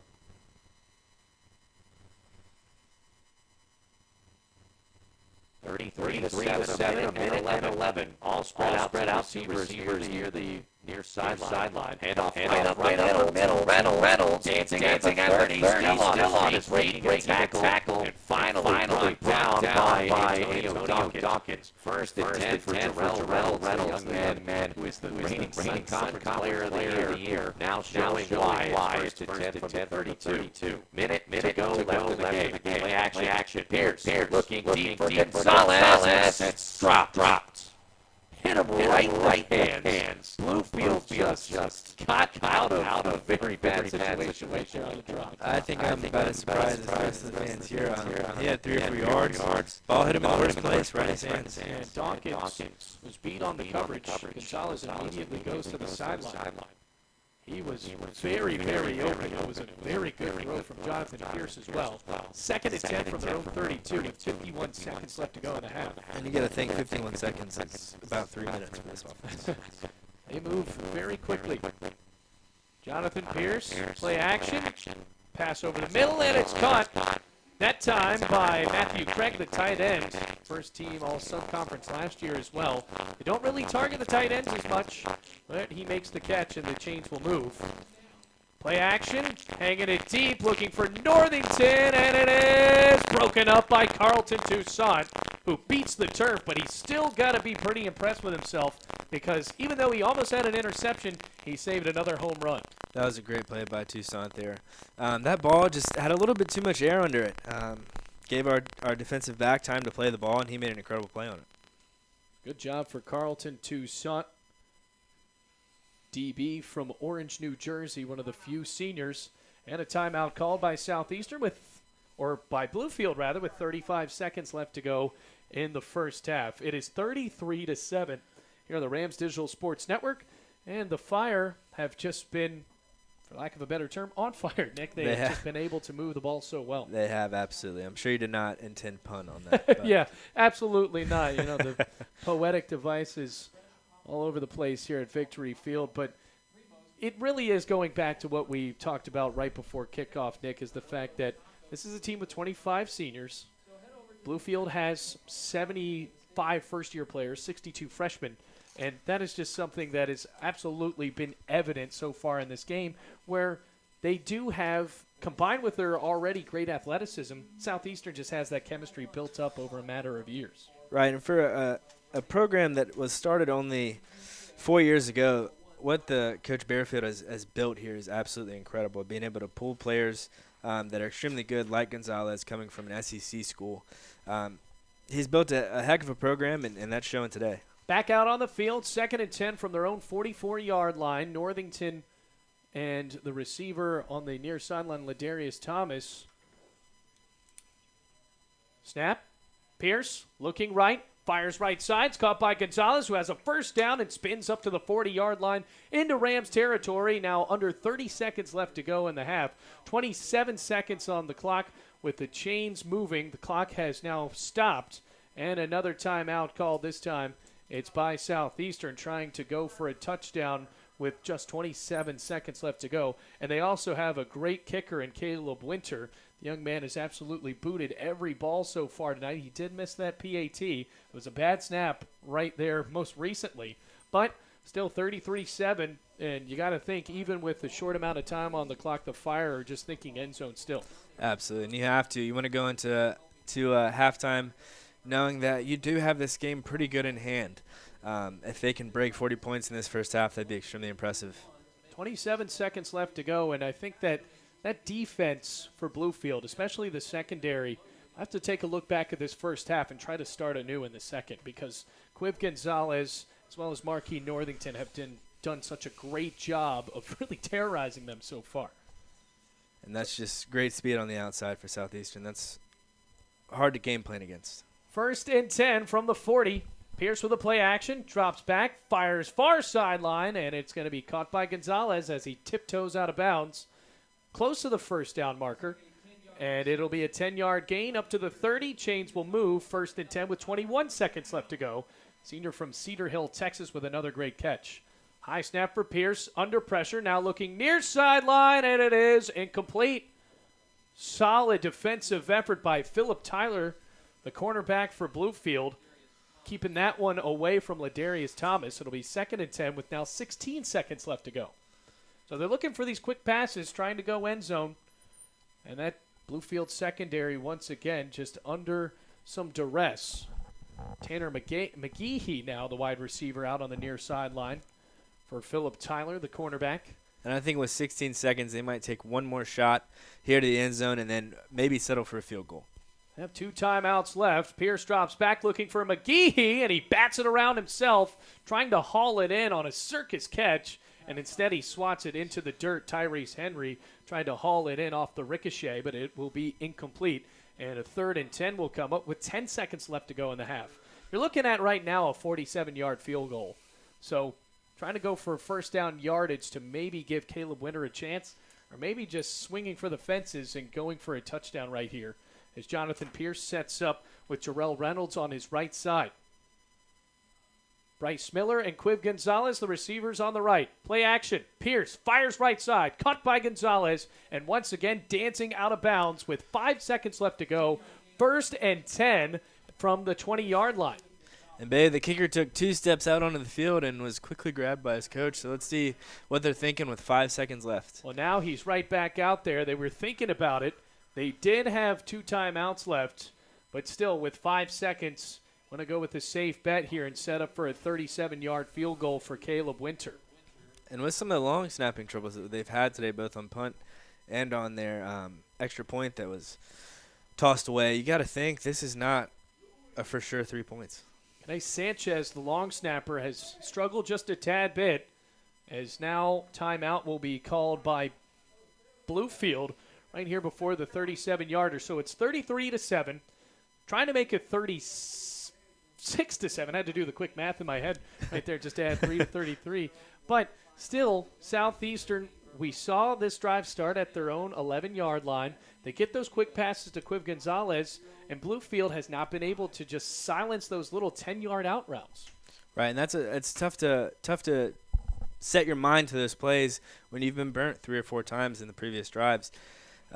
It's hard to sell out to defending those underneath throws when you have been beaten over top. And you just look at that character foil once again. Quiv Gonzalez, a guy who has played in the SEC as well as the Big 12.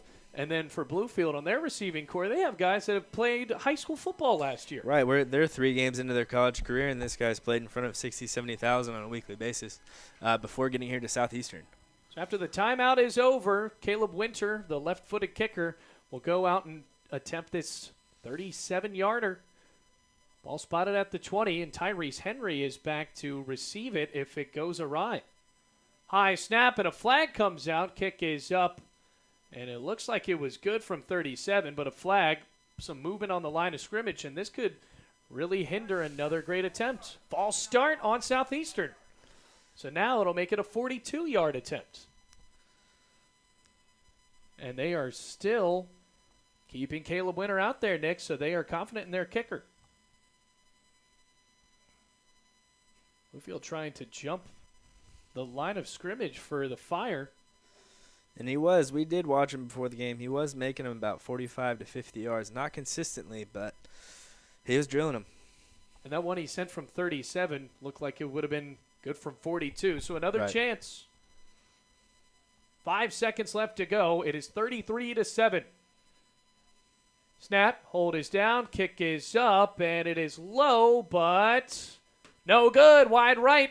Bluefield dodges a bullet as the clock ticks to 0, and we are at the half. It is 33-7.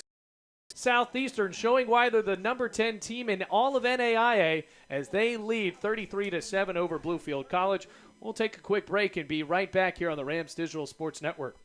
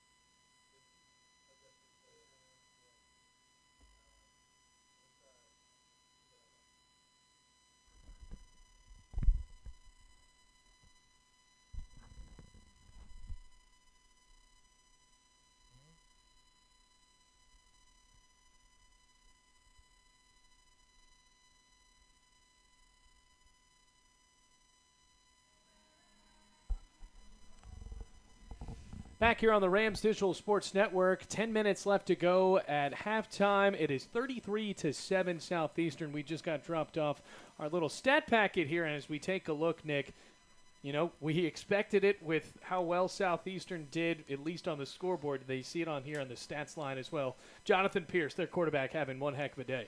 Absolutely. 10 of 18 for 155 and 3 touchdowns. He is just finding his receivers in stride. He's hitting the underneath throws as long as the deep throws, as we've seen through this first half. Just look at the first downs. The Fire with 16 on the day, and then on the Bluefield side, just 4. And really, all of those were on just one drive. That only touchdown for Bluefield so far in this game was that 8-play drive capped off by the small touchdown to Rashad Butler, the running back, where Bluefield got on the board for the first time. But other than that, it's just been surging plays down the field for the quarterback.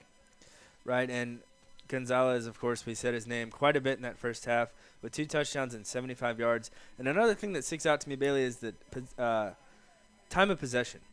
Bluefield has had numerous 3-and-outs. We only have 4 first downs in the entire first half, but we've had the ball longer than Southeastern, and that's just a testament to how fast and prolific their offense is. Right, absolutely. I mean, 12:42, all the possession time for the Rams, and then Southeastern 11:23.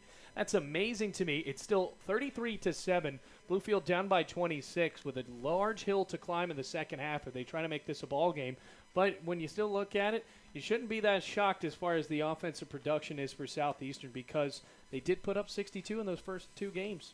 Right, so we almost expected it, and they're being led by the 3-headed monster of their running backs again.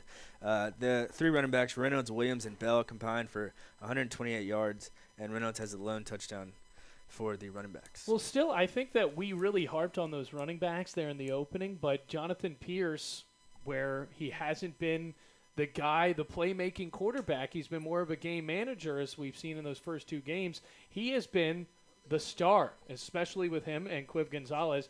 And then he's got another receiver in Ladarius Thomas, who also has 2 catches along with a touchdown for 63 yards. And for him, that is just a couple of big weapons to go with him, meaning Jonathan Pierce, that senior who was here in that first year of eligibility. He spent his redshirt year in the first year of the program for Southeastern, developing that chemistry, and we've talked about it so much, all that experience bottling up, and this has been the year so far for Southeastern, and it's shown why they are 33-7. But if we take a look at the Bluefield side of things, anything positive on the Rams, and there's got to be some things for Bluefield. Jeff Hughes is having a good day on special teams. Yes, he has 79 return yards, and a couple of the biggest plays Bluefield's had while we've had the ball on those few kick returns. Another thing is Walter Harold, 5 of 12. We talked about beforehand his completion percentage. Today, it's not that he's having errant throws. He's had 3 or 4 that have hit the fingertips of his receivers, so his accuracy is definitely coming along here in the third ball game. Well, they have been putting so much pressure on him, and Walter Harold really hasn't had a chance to really develop anything. But we'll have to see when we get right back to it. 6:20 left on the halftime clock. It is 33-7 here at Victory Field. Southeastern on top of Bluefield by 26. We'll be back with the kickoff where Bluefield will get the ball for the first time in the third quarter when we come back here on the Rams Digital Sports Network.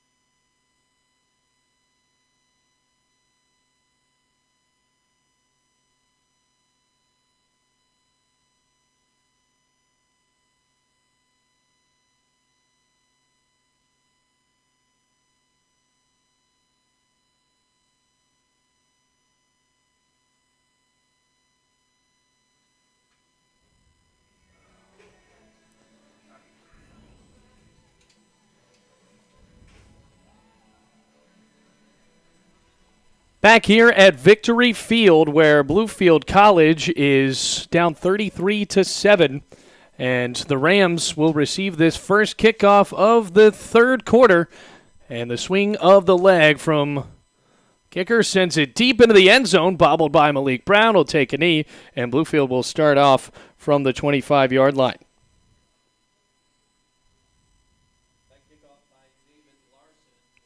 So if Bluefield's trying to make this a ball game here in the second quarter, Nick, what has to happen?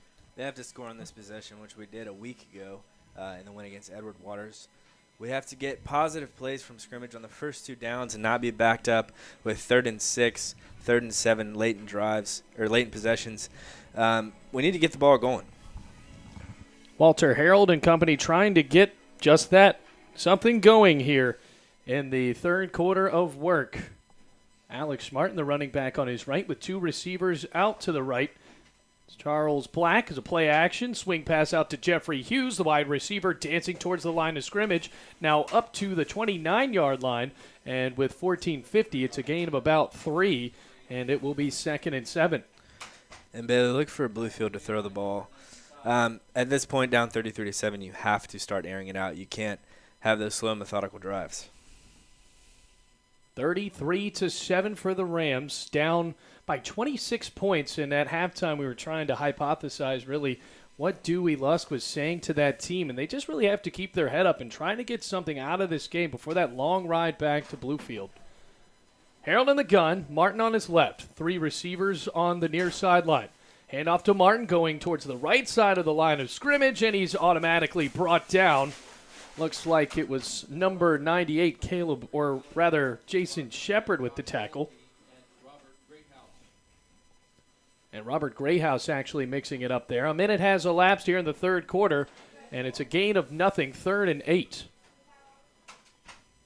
Bluefield has taken their time, and that is what we talked about at half, even though the Rams are down by so many points, actually have had the ball longer.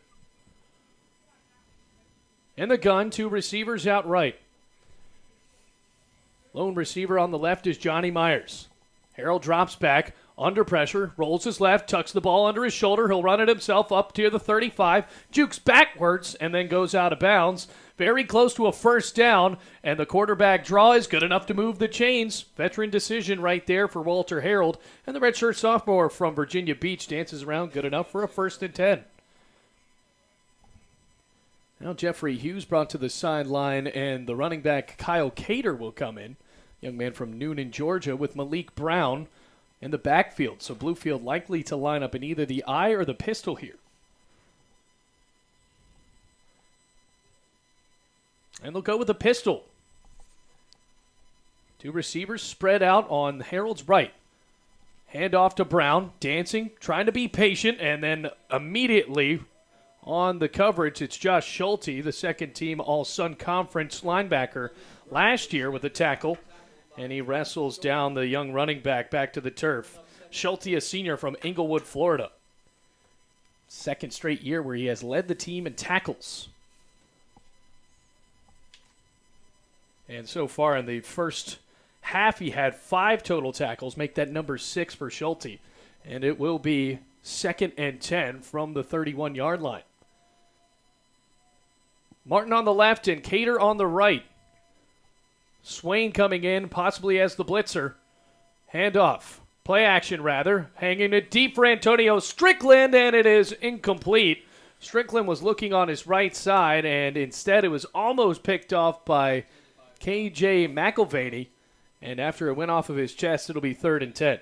As you said, that blitzer that was coming up late got to Walter Harrell, and fullback Cater looked like he was going to stop and block him for a second, but he was running out onto a route. So now 3rd and 10. Bluefield trying to get another first down. They had a 3rd and 5 opportunity where Walter Harold danced for a first, and now it is 3rd and 10 from the 31 with 12-11 in the third. All spread out again. Martin, the running back. Snap to Harold. Drops back. Under pressure. Now scrambling towards the right. He'll take it again across the 40, near the 45, and then sliding at the 50. Another first down, and panic averted for Walter Harold. He moves the chains once again on 3rd down. And Bailey, our best plays in this football game have been broken plays. They haven't been anything that's been drawn up or designed. It's been Walter Arrow realizing there's nobody open downfield and just taking off and using those legs. So moves it up to the 49-yard line. Bluefield itching to get into Southeastern territory. Once again, folks, 33-7 the score with under 12 minutes left to go now in the third quarter. Bluefield on their first drive of the second half lines up in a pistol. Black out in the slot on the left side. Johnny Meyer out deep left. It'll be a handoff to Martin up the middle, trying to spin after initial contact and then brought down on the tackle by Derwin Scales, the defensive lineman from Austin, Texas. And after the tackle for the redshirt junior, it's a gain of 2. And now Bluefield is across that 50-yard line on the 49 of Southeastern. It'll be 2nd and 8. And the run attack really worked for them in the game against Edward Waters. And not many things have worked here against Southeastern, but Alex Martin hasn't gotten as many touches as he did in the win against the Tigers. He is not. And running the ball when you're down by this many points is hard to do because you have to pick up the pace, and the quickest way to do that is throwing the ball, especially since we've had not many positive yards running. Snap to Harold, dropping back under pressure, dumps it off in a screen to Rashad Butler, and he's immediately brought down on the tackle. That time it's Derwin Scales again. Rashad Butler had no chance to let that screen develop, and it's now 3rd and 11 on the loss of 2. 10:30 left to go, third quarter. Southeastern hasn't fallen for the screen either on the running back end or just a quick little slot bubble screen so far in this game. So now back into Bluefield territory from the 48-yard line. Harold in the gun. He has Rashad Butler, the freshman from Winston-Salem, right behind him. 2 receivers out left and 1 on the right. Drops back, still moving around. He'll dance left side, now spinning towards the right, trying to find a man, tucking it in, once again stopping. He is trying to do some sort of Donovan McNabb play here and immediately brought down at the 29.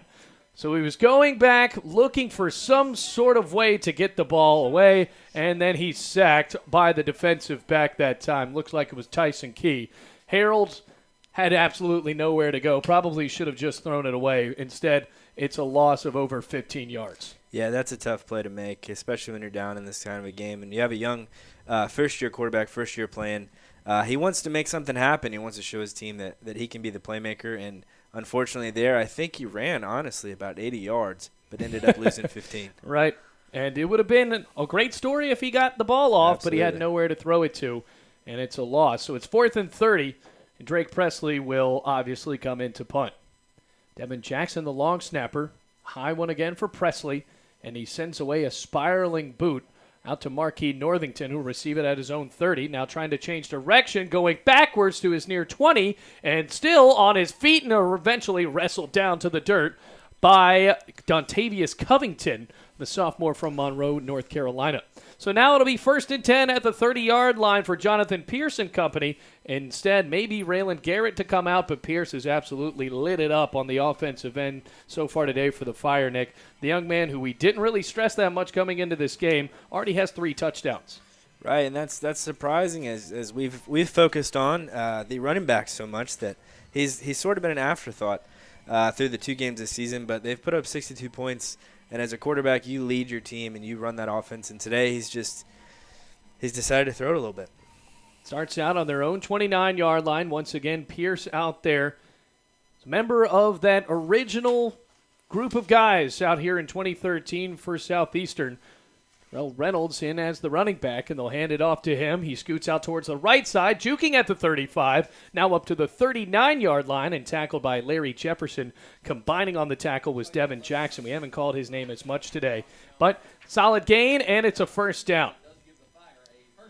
Now at the 40, Pierce will go on as the running back, and Reynolds takes the direct snap, spins at the 45, now up to the 48-yard line, a gain of 8.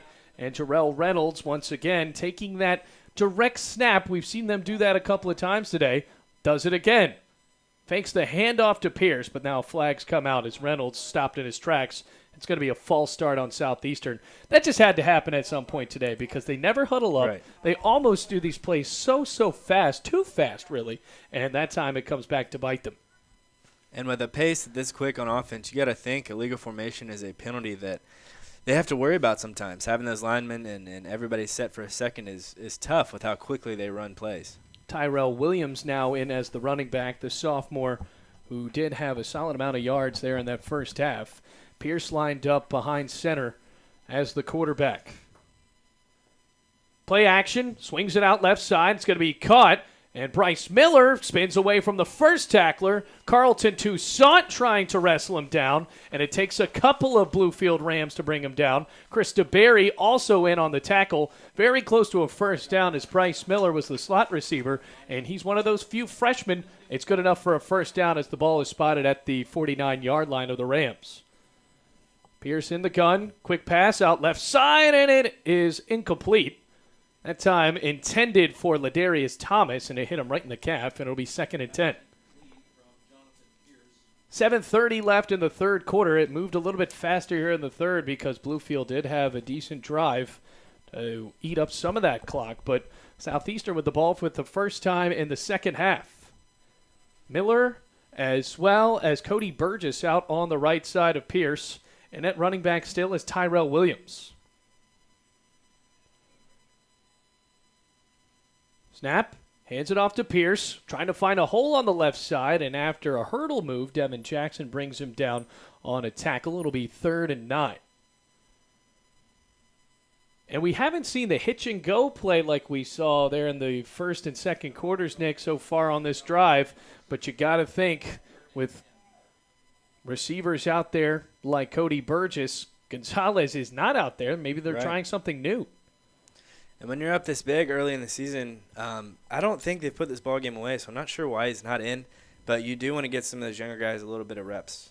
Pierce gets the snap. All kinds of time to throw. Looking for Northington downfield, and it is incomplete.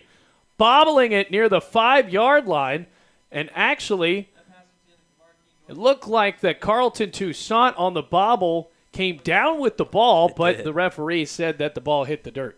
It did. It looked like it rolled over their backs, and he ended up catching it. But that was great defensive coverage. He turned his head at the right time to avoid the pass interference call, and that was a great play by both of them. So great defensive effort for the senior from Orange, New Jersey. And the punt team now scurrying onto the field for Southeastern in those red helmets and black jerseys with the white pants and red trim. Bluefield wearing the white and blue helmets with that Rams logo on the side and a number on the right. Kick is high for Winter. Johnny Myers looks like he wanted to receive it, lets the ball bounce, and it's a great punt all the way down to the 4-yard line after Southeastern swarmed to the ball, and catching it in the air was Philip Smith for the Fire, the linebacker from Winter Haven, Florida. And Bluefield already has a large hill to climb as far as the score goes, and now they'll have to start out at their own 5-yard line, so they'll need a 95-yard drive to get back on the touchdown scoring ways once again. But we have seen crazier things happen, but so far today, Bluefield's going to need a complete switch of momentum to try to get things going here in the third quarter. 6:36 until we go to the fourth quarter. It's 33-7. Harold actually in the gun deep enough where his heels are in the end zone. Malik Brown is the running back. High snap, play action, swings it out to Johnny Myers. Now across the 5, a spin move, and then brought down by the linebacker, Will Tillo. Tillo, another experienced guy as the Sam, the senior from St. Augustine, Florida, with the tackle. It's a gain of 3. And these linebackers have watched those underneath passes all day long, and they've been right there almost before the ball gets there. Underneath passes have not caught them off guard, that's for sure. Linebackers that are seniors have done their film study, like you said. Now Harold, as well as the rest of the Rams offense, takes their glance from the sideline, now lines up again. Harold all by himself, now joined by Malik Brown on the left side. And Harold, after the snap, drops back, takes it himself, and he's brought down, trying for a draw play, and Chris Comer said no, brought him immediately back down to the turf. This is a tough spot to be in as a football team. You're 13 hours away from home, and you can't get anything going your way. That defense has been so good. The defensive coordinator, Chad Adams for Southeastern, has plenty to be proud about as the Rams have only been held to 7 points so far in this one. Harold is the quarterback still. Malik Brown, his lone running back on the left. 3 receivers on the right. Harold gets the snap, drops back, and then a quick dump pass over the middle, incomplete, intended for Malik Brown, and it goes off of his hands. On the coverage was Phillip Smith, and another 3-and-out for Bluefield in dangerous territory because they are only at the 6-yard line after the 3rd and 9.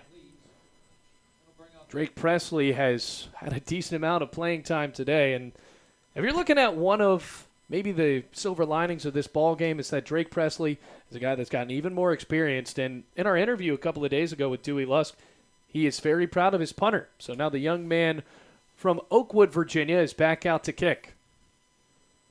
Deep in his own end zone, snap straight to him. Presley gets it off, and the spiraling kick flies toward the near sideline for Northington, who will scoop it up at the 50 and try to go up, but he's tackled and brought down on a little ankle biter by Mason Jefferson.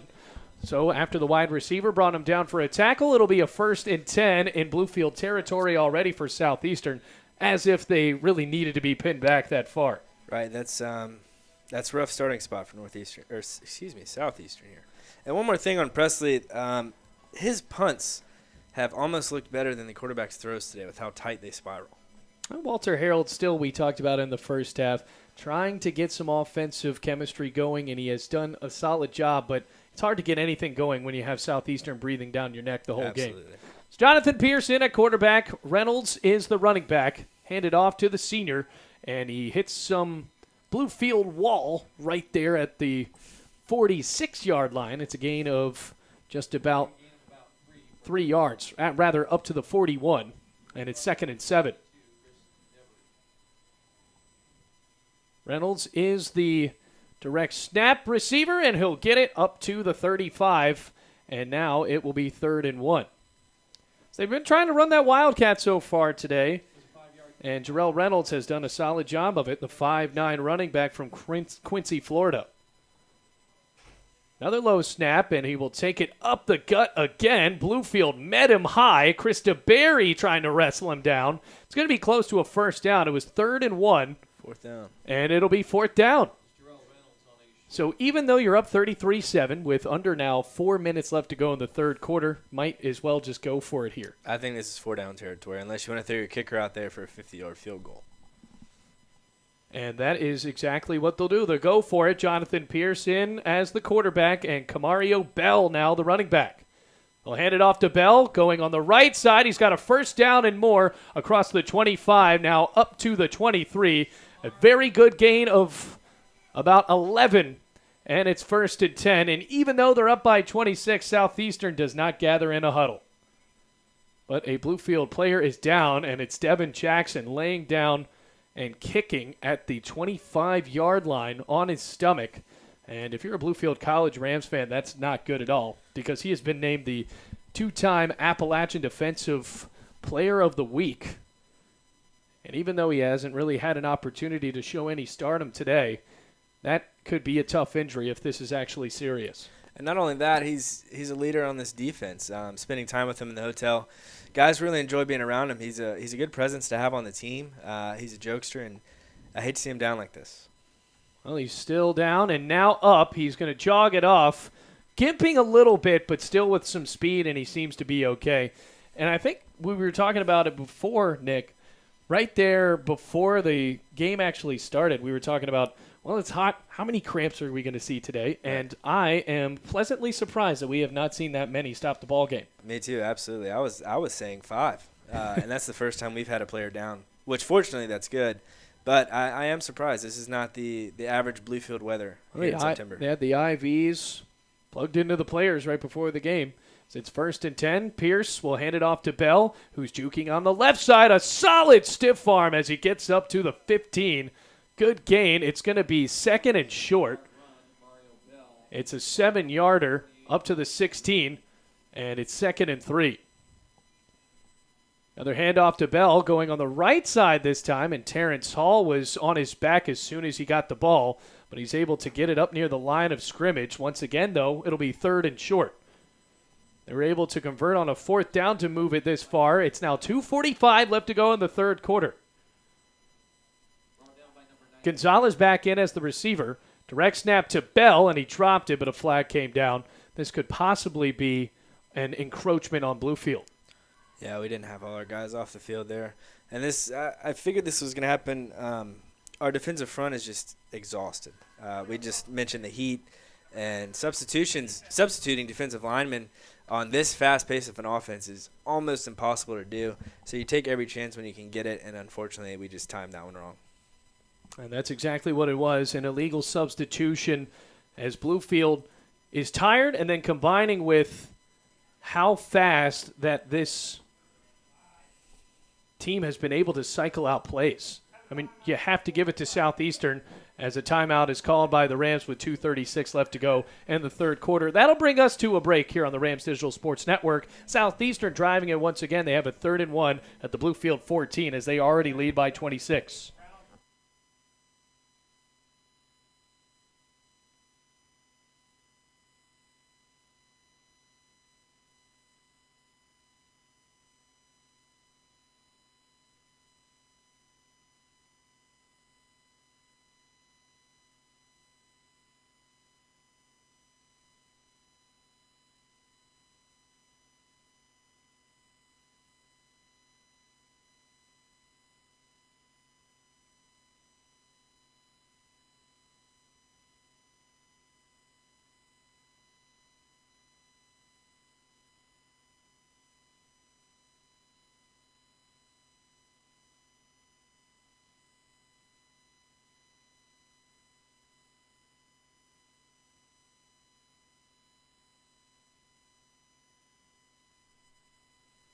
Handoff to Reynolds on the left side, still wrestling for a first down. He'll get it. It was 3rd and 1.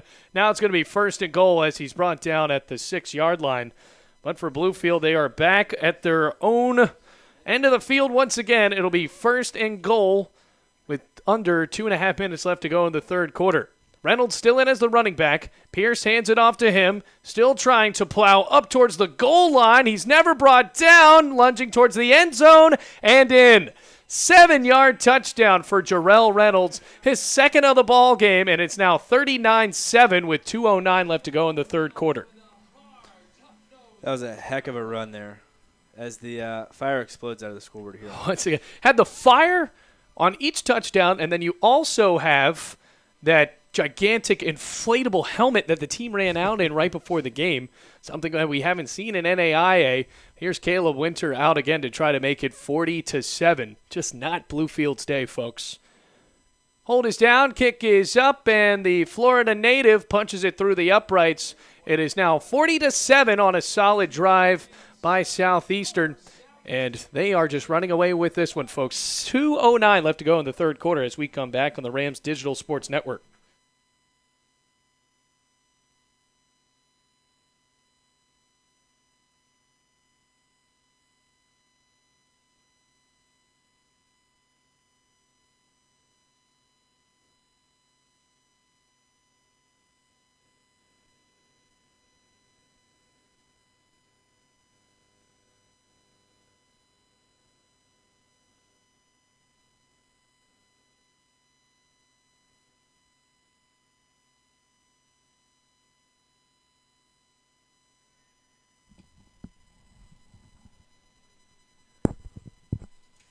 Back here at Victory Field, it is 40-7 after a short drive ends in a touchdown for Jarrell Reynolds.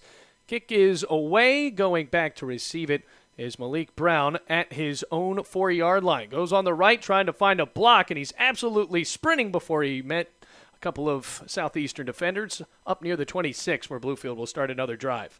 Well, if there's anything to learn from this game, Nick, it's the fact that experience is key, and I think that in the future for Bluefield, they're just going to have to build on those young players they have already brought out so far in the 2017 season because the talent's there. Right, absolutely, and we do have a lot of young players, and talking with them this week, they thoroughly enjoy playing for Dewey Lusk, which in the long run will help retain players and retain these 62 freshmen that we have to come back and hopefully build a program here at Bluefield.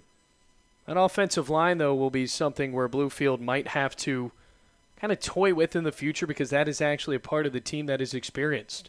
As Harold gets the snap, play action, Dart out on the right side, completed to Jeffrey Hughes, rather. No, it's Antonio Strickland for the first time today. And now the freshman makes the catch, and Bluefield has a 2nd and 1 opportunity here at the 35-yard line. And that's something as a Bluefield football fan that you want to see, not only the 9-yard gain on first down, but that Walter Harold to Strickland connection. Strickland is a guy that they've tried to go deep with so far, where primarily those little swing route passes have been completed to Johnny Myers and Jeff Hughes, but Antonio Strickland getting in the mix on the short passes as well. Alex Martin is in at the running back position. Harold calling for the ball. He'll get it. Hand off right to Alex Martin, and he'll plunge his way for a Bluefield first down up near the 39-yard line. The chains will move for the Rams. It's interesting. Dewey Lusk has rolled the dice on a few second and short plays today so far, Nick, and that time going with a conventional offer. Right, and it seemed to work out for him, so we'll see if he continues to do that, or next time we get in that situation he wants to run another trick play or something a little crazy to get the momentum behind his team. Under a minute left to go in the third quarter.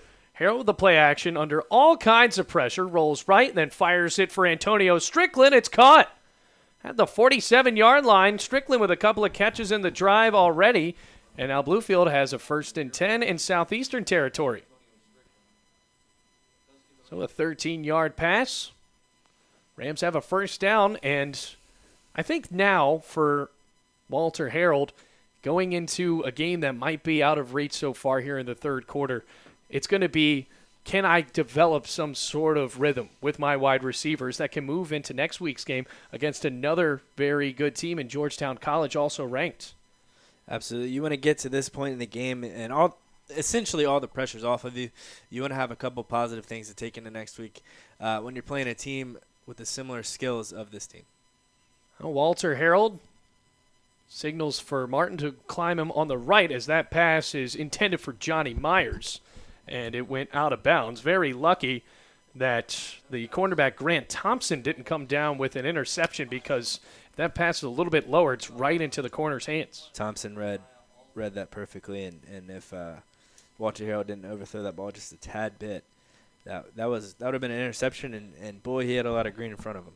That's it for the third quarter. It's 40-7 Southeastern. Bluefield driving, though. It's 2nd and 10 from the 47-yard line of the Fire, and we're going to be right back with the fourth quarter here from Victory Field. You're listening to Rams football on the Rams Digital Sports Network.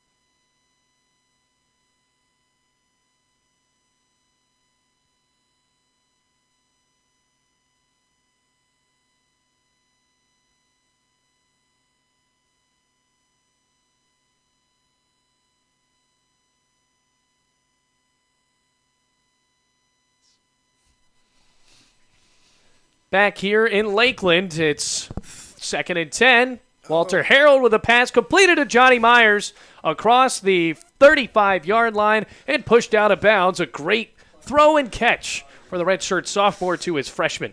And Bailey, Myers was looking for a hitch and go, and honestly, if he would have just stuck with a hitch, he would have had a little more time to run, but instead of finishing out the and go part of that route, he did sit, and that was a veteran play by both the quarterback and the wide receiver, being on the same page and building a little bit of chemistry. Going for a few little small throws instead of going deep, because Harold has not had a great opportunity to try to develop. Alex Martin in as the running back on the right side. Black and Strickland out on the right, as Harold will take it himself off the fake handoff. He gets across the 25 and up towards the 23-yard line. Very close to a first down, and it's a gain of 12, so they'll move the chains. This is a heck of a drive that Walter Harold and Bluefield and Coach Lusk are putting together right here. 1st and 10 from the 23. Martin still in as the running back, another back right behind the line of scrimmage for Bluefield. Looks like it's Jaquan Finley, who is also a wide receiver lining up close to the slot. It's had Charles Black playing in his home state, native of Winter Springs, Florida, out on the slot, and Antonio Strickland on the right side as well. Harold with a snap, looking for Jeffrey Hughes, hanging a deep one for the end zone, and it is incomplete. Walter Harold threaded the needle there, but the safety, he was a little late getting there, but he got there. That was actually Johnny Myers, the receiver, trying to come down with the catch, and he laid down for so long and then got back up. I think that the training staff for Bluefield thought that he was hurt, but instead Johnny Myers was just laying down almost in defeat that he did not catch that ball, almost hauled it in double coverage. And it will be now 2nd and 10 from the 23-yard line. So Bluefield still in the red zone looking for a score. It is 40-7. As Alex Martin trots off. Now Alex Martin walks off, and Rashad Butler now in. We haven't called his name as much today. A guy that really turned some heads there in the game against Cumberland University. But in this game, he does have a touchdown, but still not in as much. Hand it off to Butler, and he'll go out on the left side, gets a stiff arm, working his way across the 15, and pushed out of bounds near the first down marker. They needed to get to about the 13-yard line, but instead they say he got out at the 14, and it's going to be 3rd and 1. So Bluefield still itching to get into the end zone as we are now in the 4th quarter. They are down by 33 points. 13 minutes left in this ball game. Walter Harold trying to get some stat padding maybe and to take some momentum from the end of this game and push it into next week into practice. But it's 3rd and 1 from the 13-yard line. We've seen a lot of screens in this situation early in the game. Look for it here. Butler in as the wide receiver. Jaquan Finley in the slot, as well as Charles Black. It's a quick handoff to Butler. He's got the first down and more up towards the 6-yard line. A gain of 7. And that delayed handoff really faked out Southeastern, and the freshman from Winston-Salem, North Carolina, moves the chains once again for Bluefield. It's now 1st and goal. That little bit of delay is going to make your linebacker sink just a tad, and it'll open up a little bit of a lane for your running back to get that extra 2 or 3 yards that we needed. And Rashad Butler is the freshman. Him and Alex Martin have been the go-to guys, but Malik Brown showing some promise in this game as well. 1st and goal from the 6. Hand off to Butler, up the middle, and he is in there. Touchdown, his 2nd of the game, 3rd of the season, and Bluefield once again returns to the scoring, and it is now 40-13 with 12:13 left to go in the ball game. And right there, you finally saw it, some of that offensive potential. Right, we needed that drive. Once Rashad Butler came into the ball game, he had the big run on 2nd down to get us to 3rd and short. I believe we handed the ball 3 straight times, and he took it and scored. Griffiths into kick. Snap is down. Kick is up and through the uprights. So it is now 40-14. A very good drive for Bluefield. Walter Harold trying to find some sort of chemistry. Looks like he's got something building, folks, but it might be too late in this one. It's 40-14 from Victory Field in Lakeland, Florida, as we take a quick break.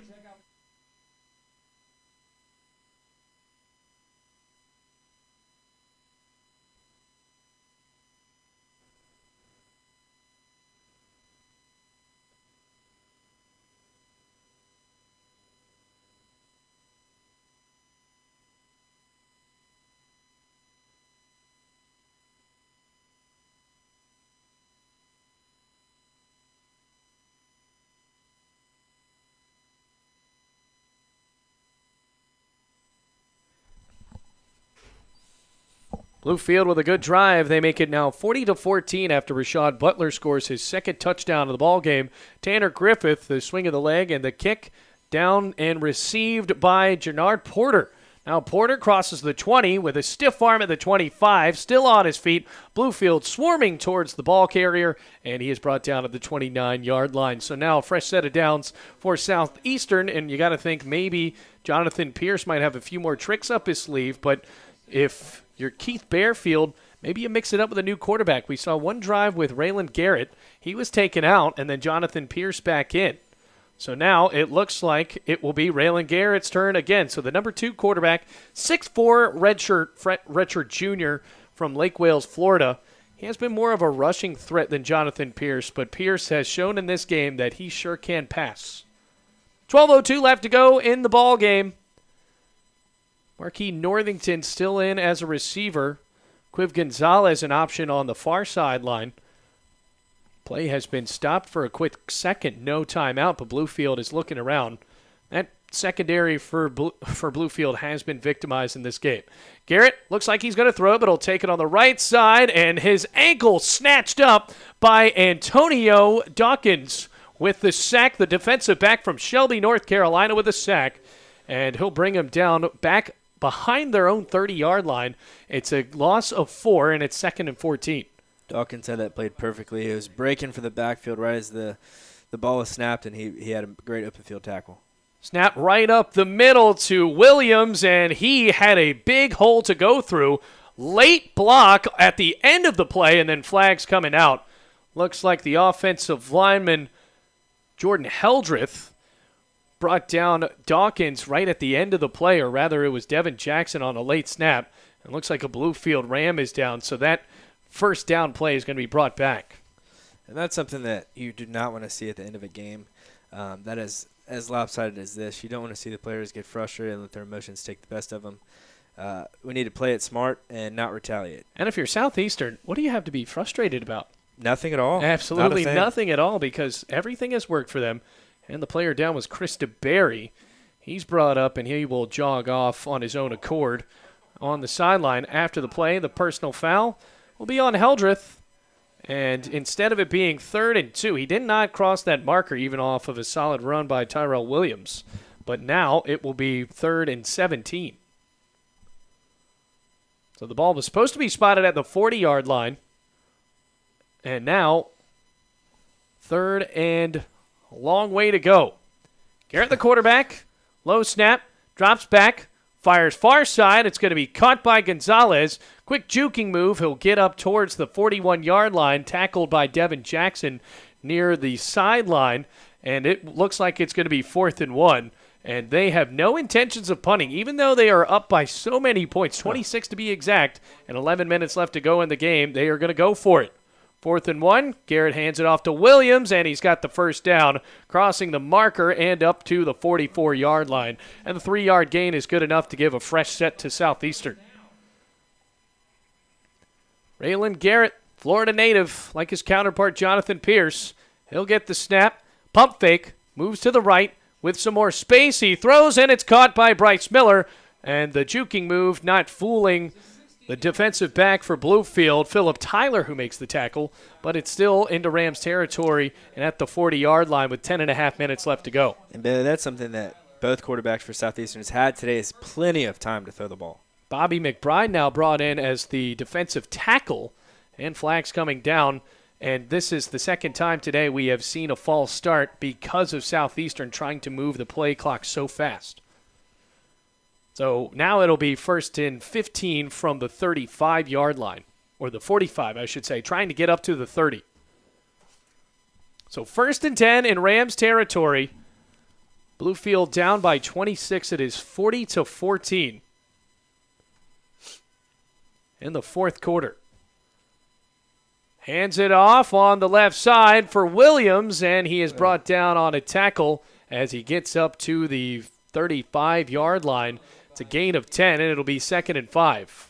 The overall team speed of Southeastern is unrivaled.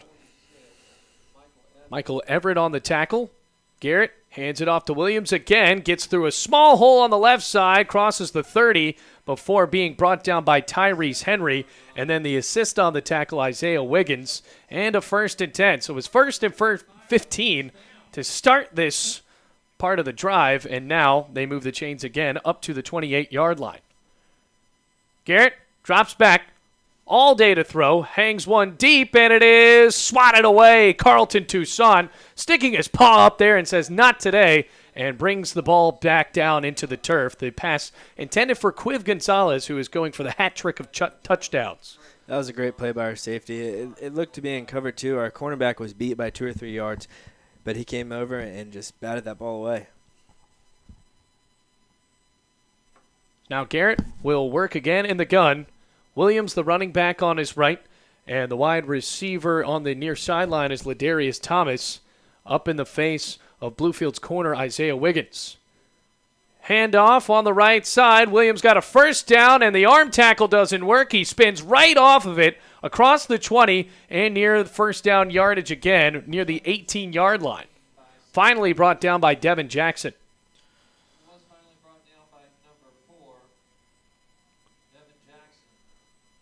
So in the gun again, no huddle, and it's 1st and 10 with 9:04 left to go. Another handoff to Williams, and he's brought down, smoked by Chris DeBerry, and combining on the tackle was Michael Everett, and Bluefield catches that rare defensive break. It's a loss of 2. That was a great play. That's the first time that I think we've beat up on that offensive line this entire game. And Everett was right there, ready to go with the tackle. And once again, the lineup in the gun with no huddle, even after the loss. Snap, play action, and he'll take it on a draw, and he is connecting with Larry Jefferson. Jefferson, the defensive end, who'll wrestle him back down to the dirt. And solid gain up to the 15-yard line. It will be 3rd and 6.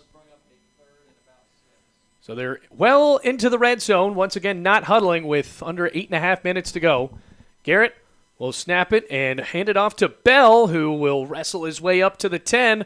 Bluefield not going low enough, and Dino Kaklis has to be frustrated as the ball actually popped out. Referees say that he was down before the ball just popped out. And Camario Bell has close to first down yardage, but it's 4th and 1. Ball spotted on the 9. They have to get to the 8. Could be a big 4th down stop. Garrett hands it off to Bell, who's got the first down after scooting out towards the left side, and he is tackled at the 3-yard line. It'll be 1st and goal from the 3, and they are threatening to score once again with now under 8 minutes left to go. And Bailey, one storyline along this game is Southeastern's ability to have yards after contact. And they're seeing it from a freshman, 5'10", 200, Camario Bell, as we see a shift change like you do in hockey with some offensive linemen being switched out. Augie Schmidt brought off, as well as Cody McGahee, who've anchored that offensive line. 1st and goal from the 3. Garrett hands it off to Bell, going for the left side, no hole, and he is tackled by Bobby McBride. Transfer from Bluefield, and the defensive lineman has a tackle. He got up to the line of scrimmage, though. It's 2nd and goal from the 3. Ball at the left hash. Garrett looking for his receiver out on the right, and now the tight end moving over on the left side. It's Adam Toombs, and Bluefield signaling they want a flag for some sort of movement, and they'll get it. It'll be another false start.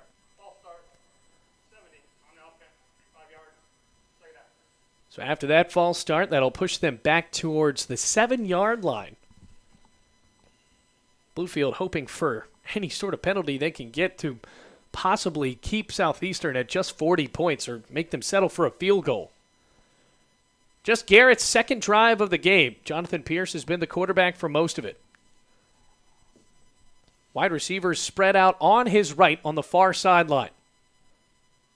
It's the snap, hands it off to Bell, and Camario Bell gets back up towards the 3 and tackled at the 2-yard line. Bluefield's linebackers combining for the tackle, and it will now be 3rd and goal from the 2.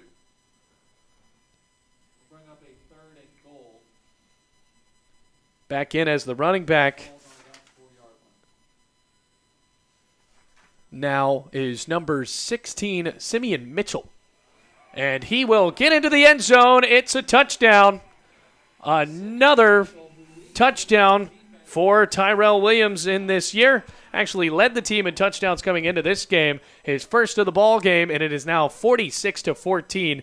And they are just keeping their foot on the gas pedal, Nick. Billy, I'm not sure. I'm not sure what to say at this point in the game. Well, you expected it for an offensive juggernaut ranked number 10 in the country. Right. Bluefield was going to be tested as Caleb Winters comes out to kick once again. And he will send it straight through the actually bouncing off the left post, and a flag coming down. So it is incomplete, or it is no good right here. And it looks like Penalty will be declined by Bluefield or accepted on the ensuing kickoff. It's 46-14. Have to see what the penalty is as the flag holders dance behind the goalpost. It is 46-14. What a game for Southeastern. Did not have a game, so they basically had a bye week because of Hurricane Irma. And a personal foul.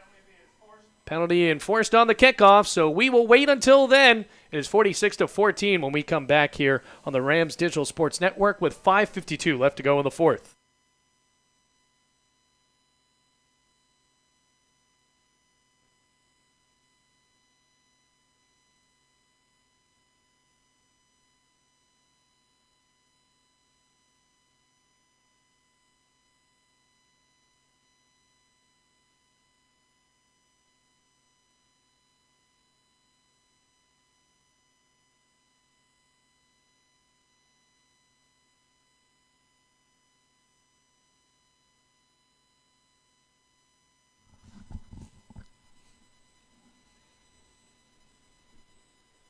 Back here at Victory Field in Lakeland, Florida. It's been a tough one for Bluefield as they are back to receive a kickoff. It is 46-14. Sent away on a booming one, and it will be received by Tyrese Henry at the 20-yard line. Met with some contact at the 35 and then pushed out of bounds near the 49-yard line. A good job for him. He has tried to receive some punts today, and today now brought in as the kickoff return man as well. So Dewey Luss trying to mix it up, trying to see who can step up for this team. So it'll be 1st and 10 from the 50-yard line for Churchy Herald. And we have seen some lopsided scores today back in our home state of Virginia. 75-14, JMU getting the win over Norfolk State, and then Virginia Tech putting up over 60 points against ECU as the Pirates fall to 0-3. And now, here in Florida, this one not a great as well. It's 46-14. Bluefield looking for their third touchdown of the game as Churchy Herald returns to the field. Gets the snap, swings it out to Johnny Myers on the far sideline where it's caught, and he is tackled in Southeastern territory at the 44, a gain of 6. And this is something you want to see as Bluefield. We want to see Walter Harrell complete passes, even in a game where there's 5 minutes left and we're down by a lot. He needs this experience. Well, it looks like going forward, Nick, they'll probably employ more of these little quick button route passes. Right. Passes that are 4 to 5 yards down the field instead of the stuff that if you get tackled, it's still loss of yardage. 2nd and 4, and he'll hand it off to Rashad Butler, who's moving backwards, now crosses the 45 and pushed out of bounds near the 40-yard line. So that will be close to a first down to move the sticks, depending on the spot. And it will be a first down. So Rashad Butler, he's got both of the touchdowns in the game for Bluefield. Got a lot of speed. Young man from Winston-Salem, North Carolina. Has a lot of promise. Just 5'9", 165. Transfer from Fort Union Military Academy, where you've seen some great guys come out of there, including Heisman Trophy winner Eddie George. 1st and 10 from the 39. Harold in the gun. Now he'll move up, swinging his left arm, trying to get his offensive line to do something different. Gets the snap, drops back, and off the 2-step drop, he'll swing it out left side, incomplete, off of the fingertips of Johnny Myers. And it's going to be 2nd and 10 with under 4.5 minutes left to go in this ball game. Once again, folks, it is 46-14. Just nothing but scoring so far from Southeastern, and Bluefield really can't hang their heads too low, but you know that you're going to see teams like this going into the year, and they have another tough test next week as Georgetown College comes to Mitchell Stadium, a team that has already seen themselves in the NAIA rankings. So 4:28 in the fourth quarter. Herod will get a high snap. He'll fake the handoff and swing out left side, going backwards, pushed out of bounds at that 44-yard line, and Walter Harold has ran for dear life at points in this game. He has. He's looked like a deer in headlights at times, and he is, like you said, he's running for his life back there. He has yet to have a decent amount of time to look for a receiver down the field. That's why we've stuck with the short 4 to 5 yard passes and have not been able to complete anything down the field. Well, you have these plays where you're trying to fake the run and get them to develop so the DBs can bite, but none of that will work when you already have the defensive front absolutely breathing down your neck. Right, and I'm the biggest fan of play-action passes. I think that if it's run well, it's one of the greatest plays in football, but it's hard to do if you don't have the offensive line.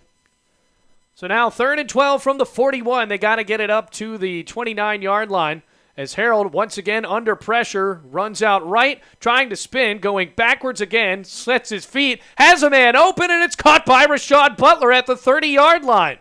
So that was absolutely a circus play for Walter Harold, and he got hit and actually smacked the behind of a Southeastern player, Angel Cabrera, who brought him down. And now it is 4th and 1. Very close. Bluefield's obviously got to go for it. Of course. But I don't know how he got that pass off. I don't either, and that's one thing. Sometimes you want to scold him for trying to make plays, and he loses 15 yards, and then sometimes he'll go, and he'll turn a negative play into something positive like that. Well, at this point, he needs anything help he can get. He's got 2 fullbacks behind him, both Kyle Cater as well as Jeremiah Wade, with Rashad Butler, the running back. He'll flick it out on the left side to Butler. Butler chasing for the edge. He's got the first down and more as he is pushed out of bounds right at the 22-yard line. So that's a tricky play for Bluefield, and it ends up working. You fake the handoff to Jeremiah Wade right up the gut, and instead you flick it out to your running back, and he's got the first down at the 21, they'll say, with under 3 minutes left to go. It's 2:40 left on the clock. And Southeastern had that play read and had 2 guys out there for Rashad Butler, but that just is a testament to his speed and be able to get to the edge quicker than they can. 2.5 minutes left to go in the ball game. It's 46-14. Handoff right up the middle. Rashad Butler will earn a few yards and actually a solid gain of 6. So now the ball moved up to the 15-yard line. It'll be 2nd and 5. Clock stays ticking. Bluefield has 2 timeouts, Southeastern with 3, but I'm not sure why they would ever want to stop the clock here. And the Rams still looking for a score as Malik Brown is in as the running back. Walter Harold, the QB, looking for a touchdown pass. As he gets the snap, drops back, he'll roll right, and still looking, juking, and moving across the 10-yard line up to the 7. So now that's a gain of 9 on an undesigned draw. I think that's what we're going to call it, as Harold has tried to roll out and work like 2004 Madden. Michael Vick, I know you talked about Madden in our last broadcast, trying to move it in again. And it's a 1st and goal situation for Bluefield as he moved the ball up to the 6. Alex Martin in as the running back, as a lot of fans have started to move for the exits. Such a large deficit. 46-14, under a minute and a half left before the clock ticks a final 0. 3 receivers spread out far on the left side as the ball spotted on the right hash. 5 men in the box as Harold gets the snap, flares it out to Alex Martin, who will try to juke, and he has nowhere to go. Spinning around, and Angel Cabrera absolutely gets the tackle, and it's no gain on the play with now a minute left to go. So it'll be 2nd and goal from the 6. And Alex Martin, not sure if he's the running back you try to go to on that quick little play like that, especially where he has to make a couple of athletic moves. He's more of the guy you go straight up the middle with 3rd and short. Now Butler back in as the running back. Hands it off to him on the left side, trying to find some blockers in towards the end zone and in. Rashad Butler with his 3rd touchdown of the game, and the 6-yard rush will now make it 46-20.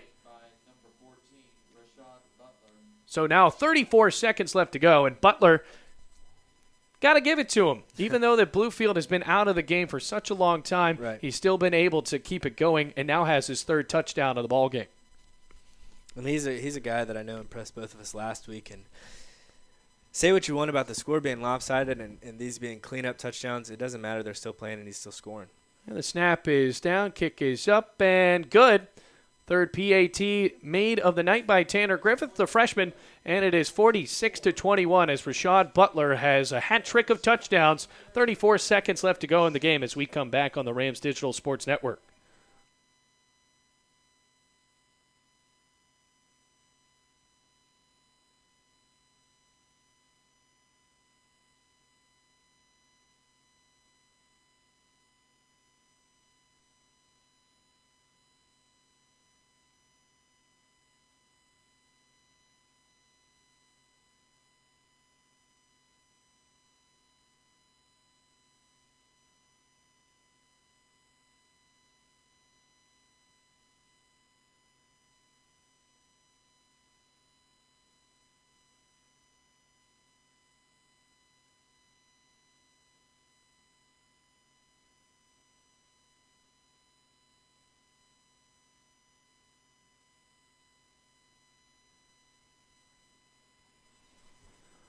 Bluefield back out onto the field after they score another touchdown by Rashad Butler. That's the freshman's third of the night on a 6-yard run.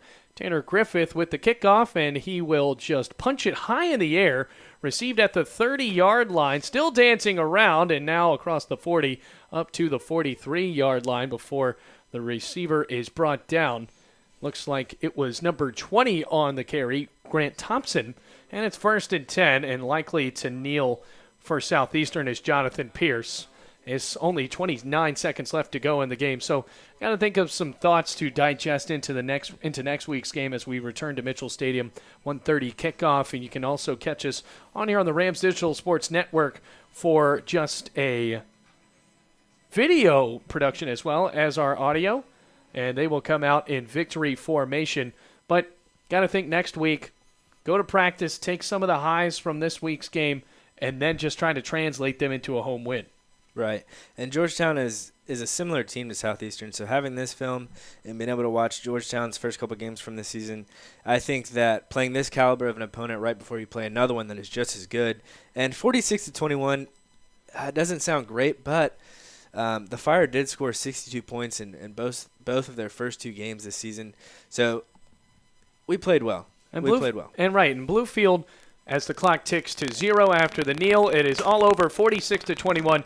Bluefield did have times in the game where they did put Southeastern, just kind of surprise them a little bit, and especially on that last drive as the Fire comes out and glares our eyes once again from the scoreboard. Folks, they put on a show here in Lakeland, Florida. But still, Walter Harold, we talked about him trying to develop something with his receivers, and I think they did find something like that on those button routes to Johnny Myers, who had a decent amount of catches tonight. Still waiting on the final stats from the sports information department here.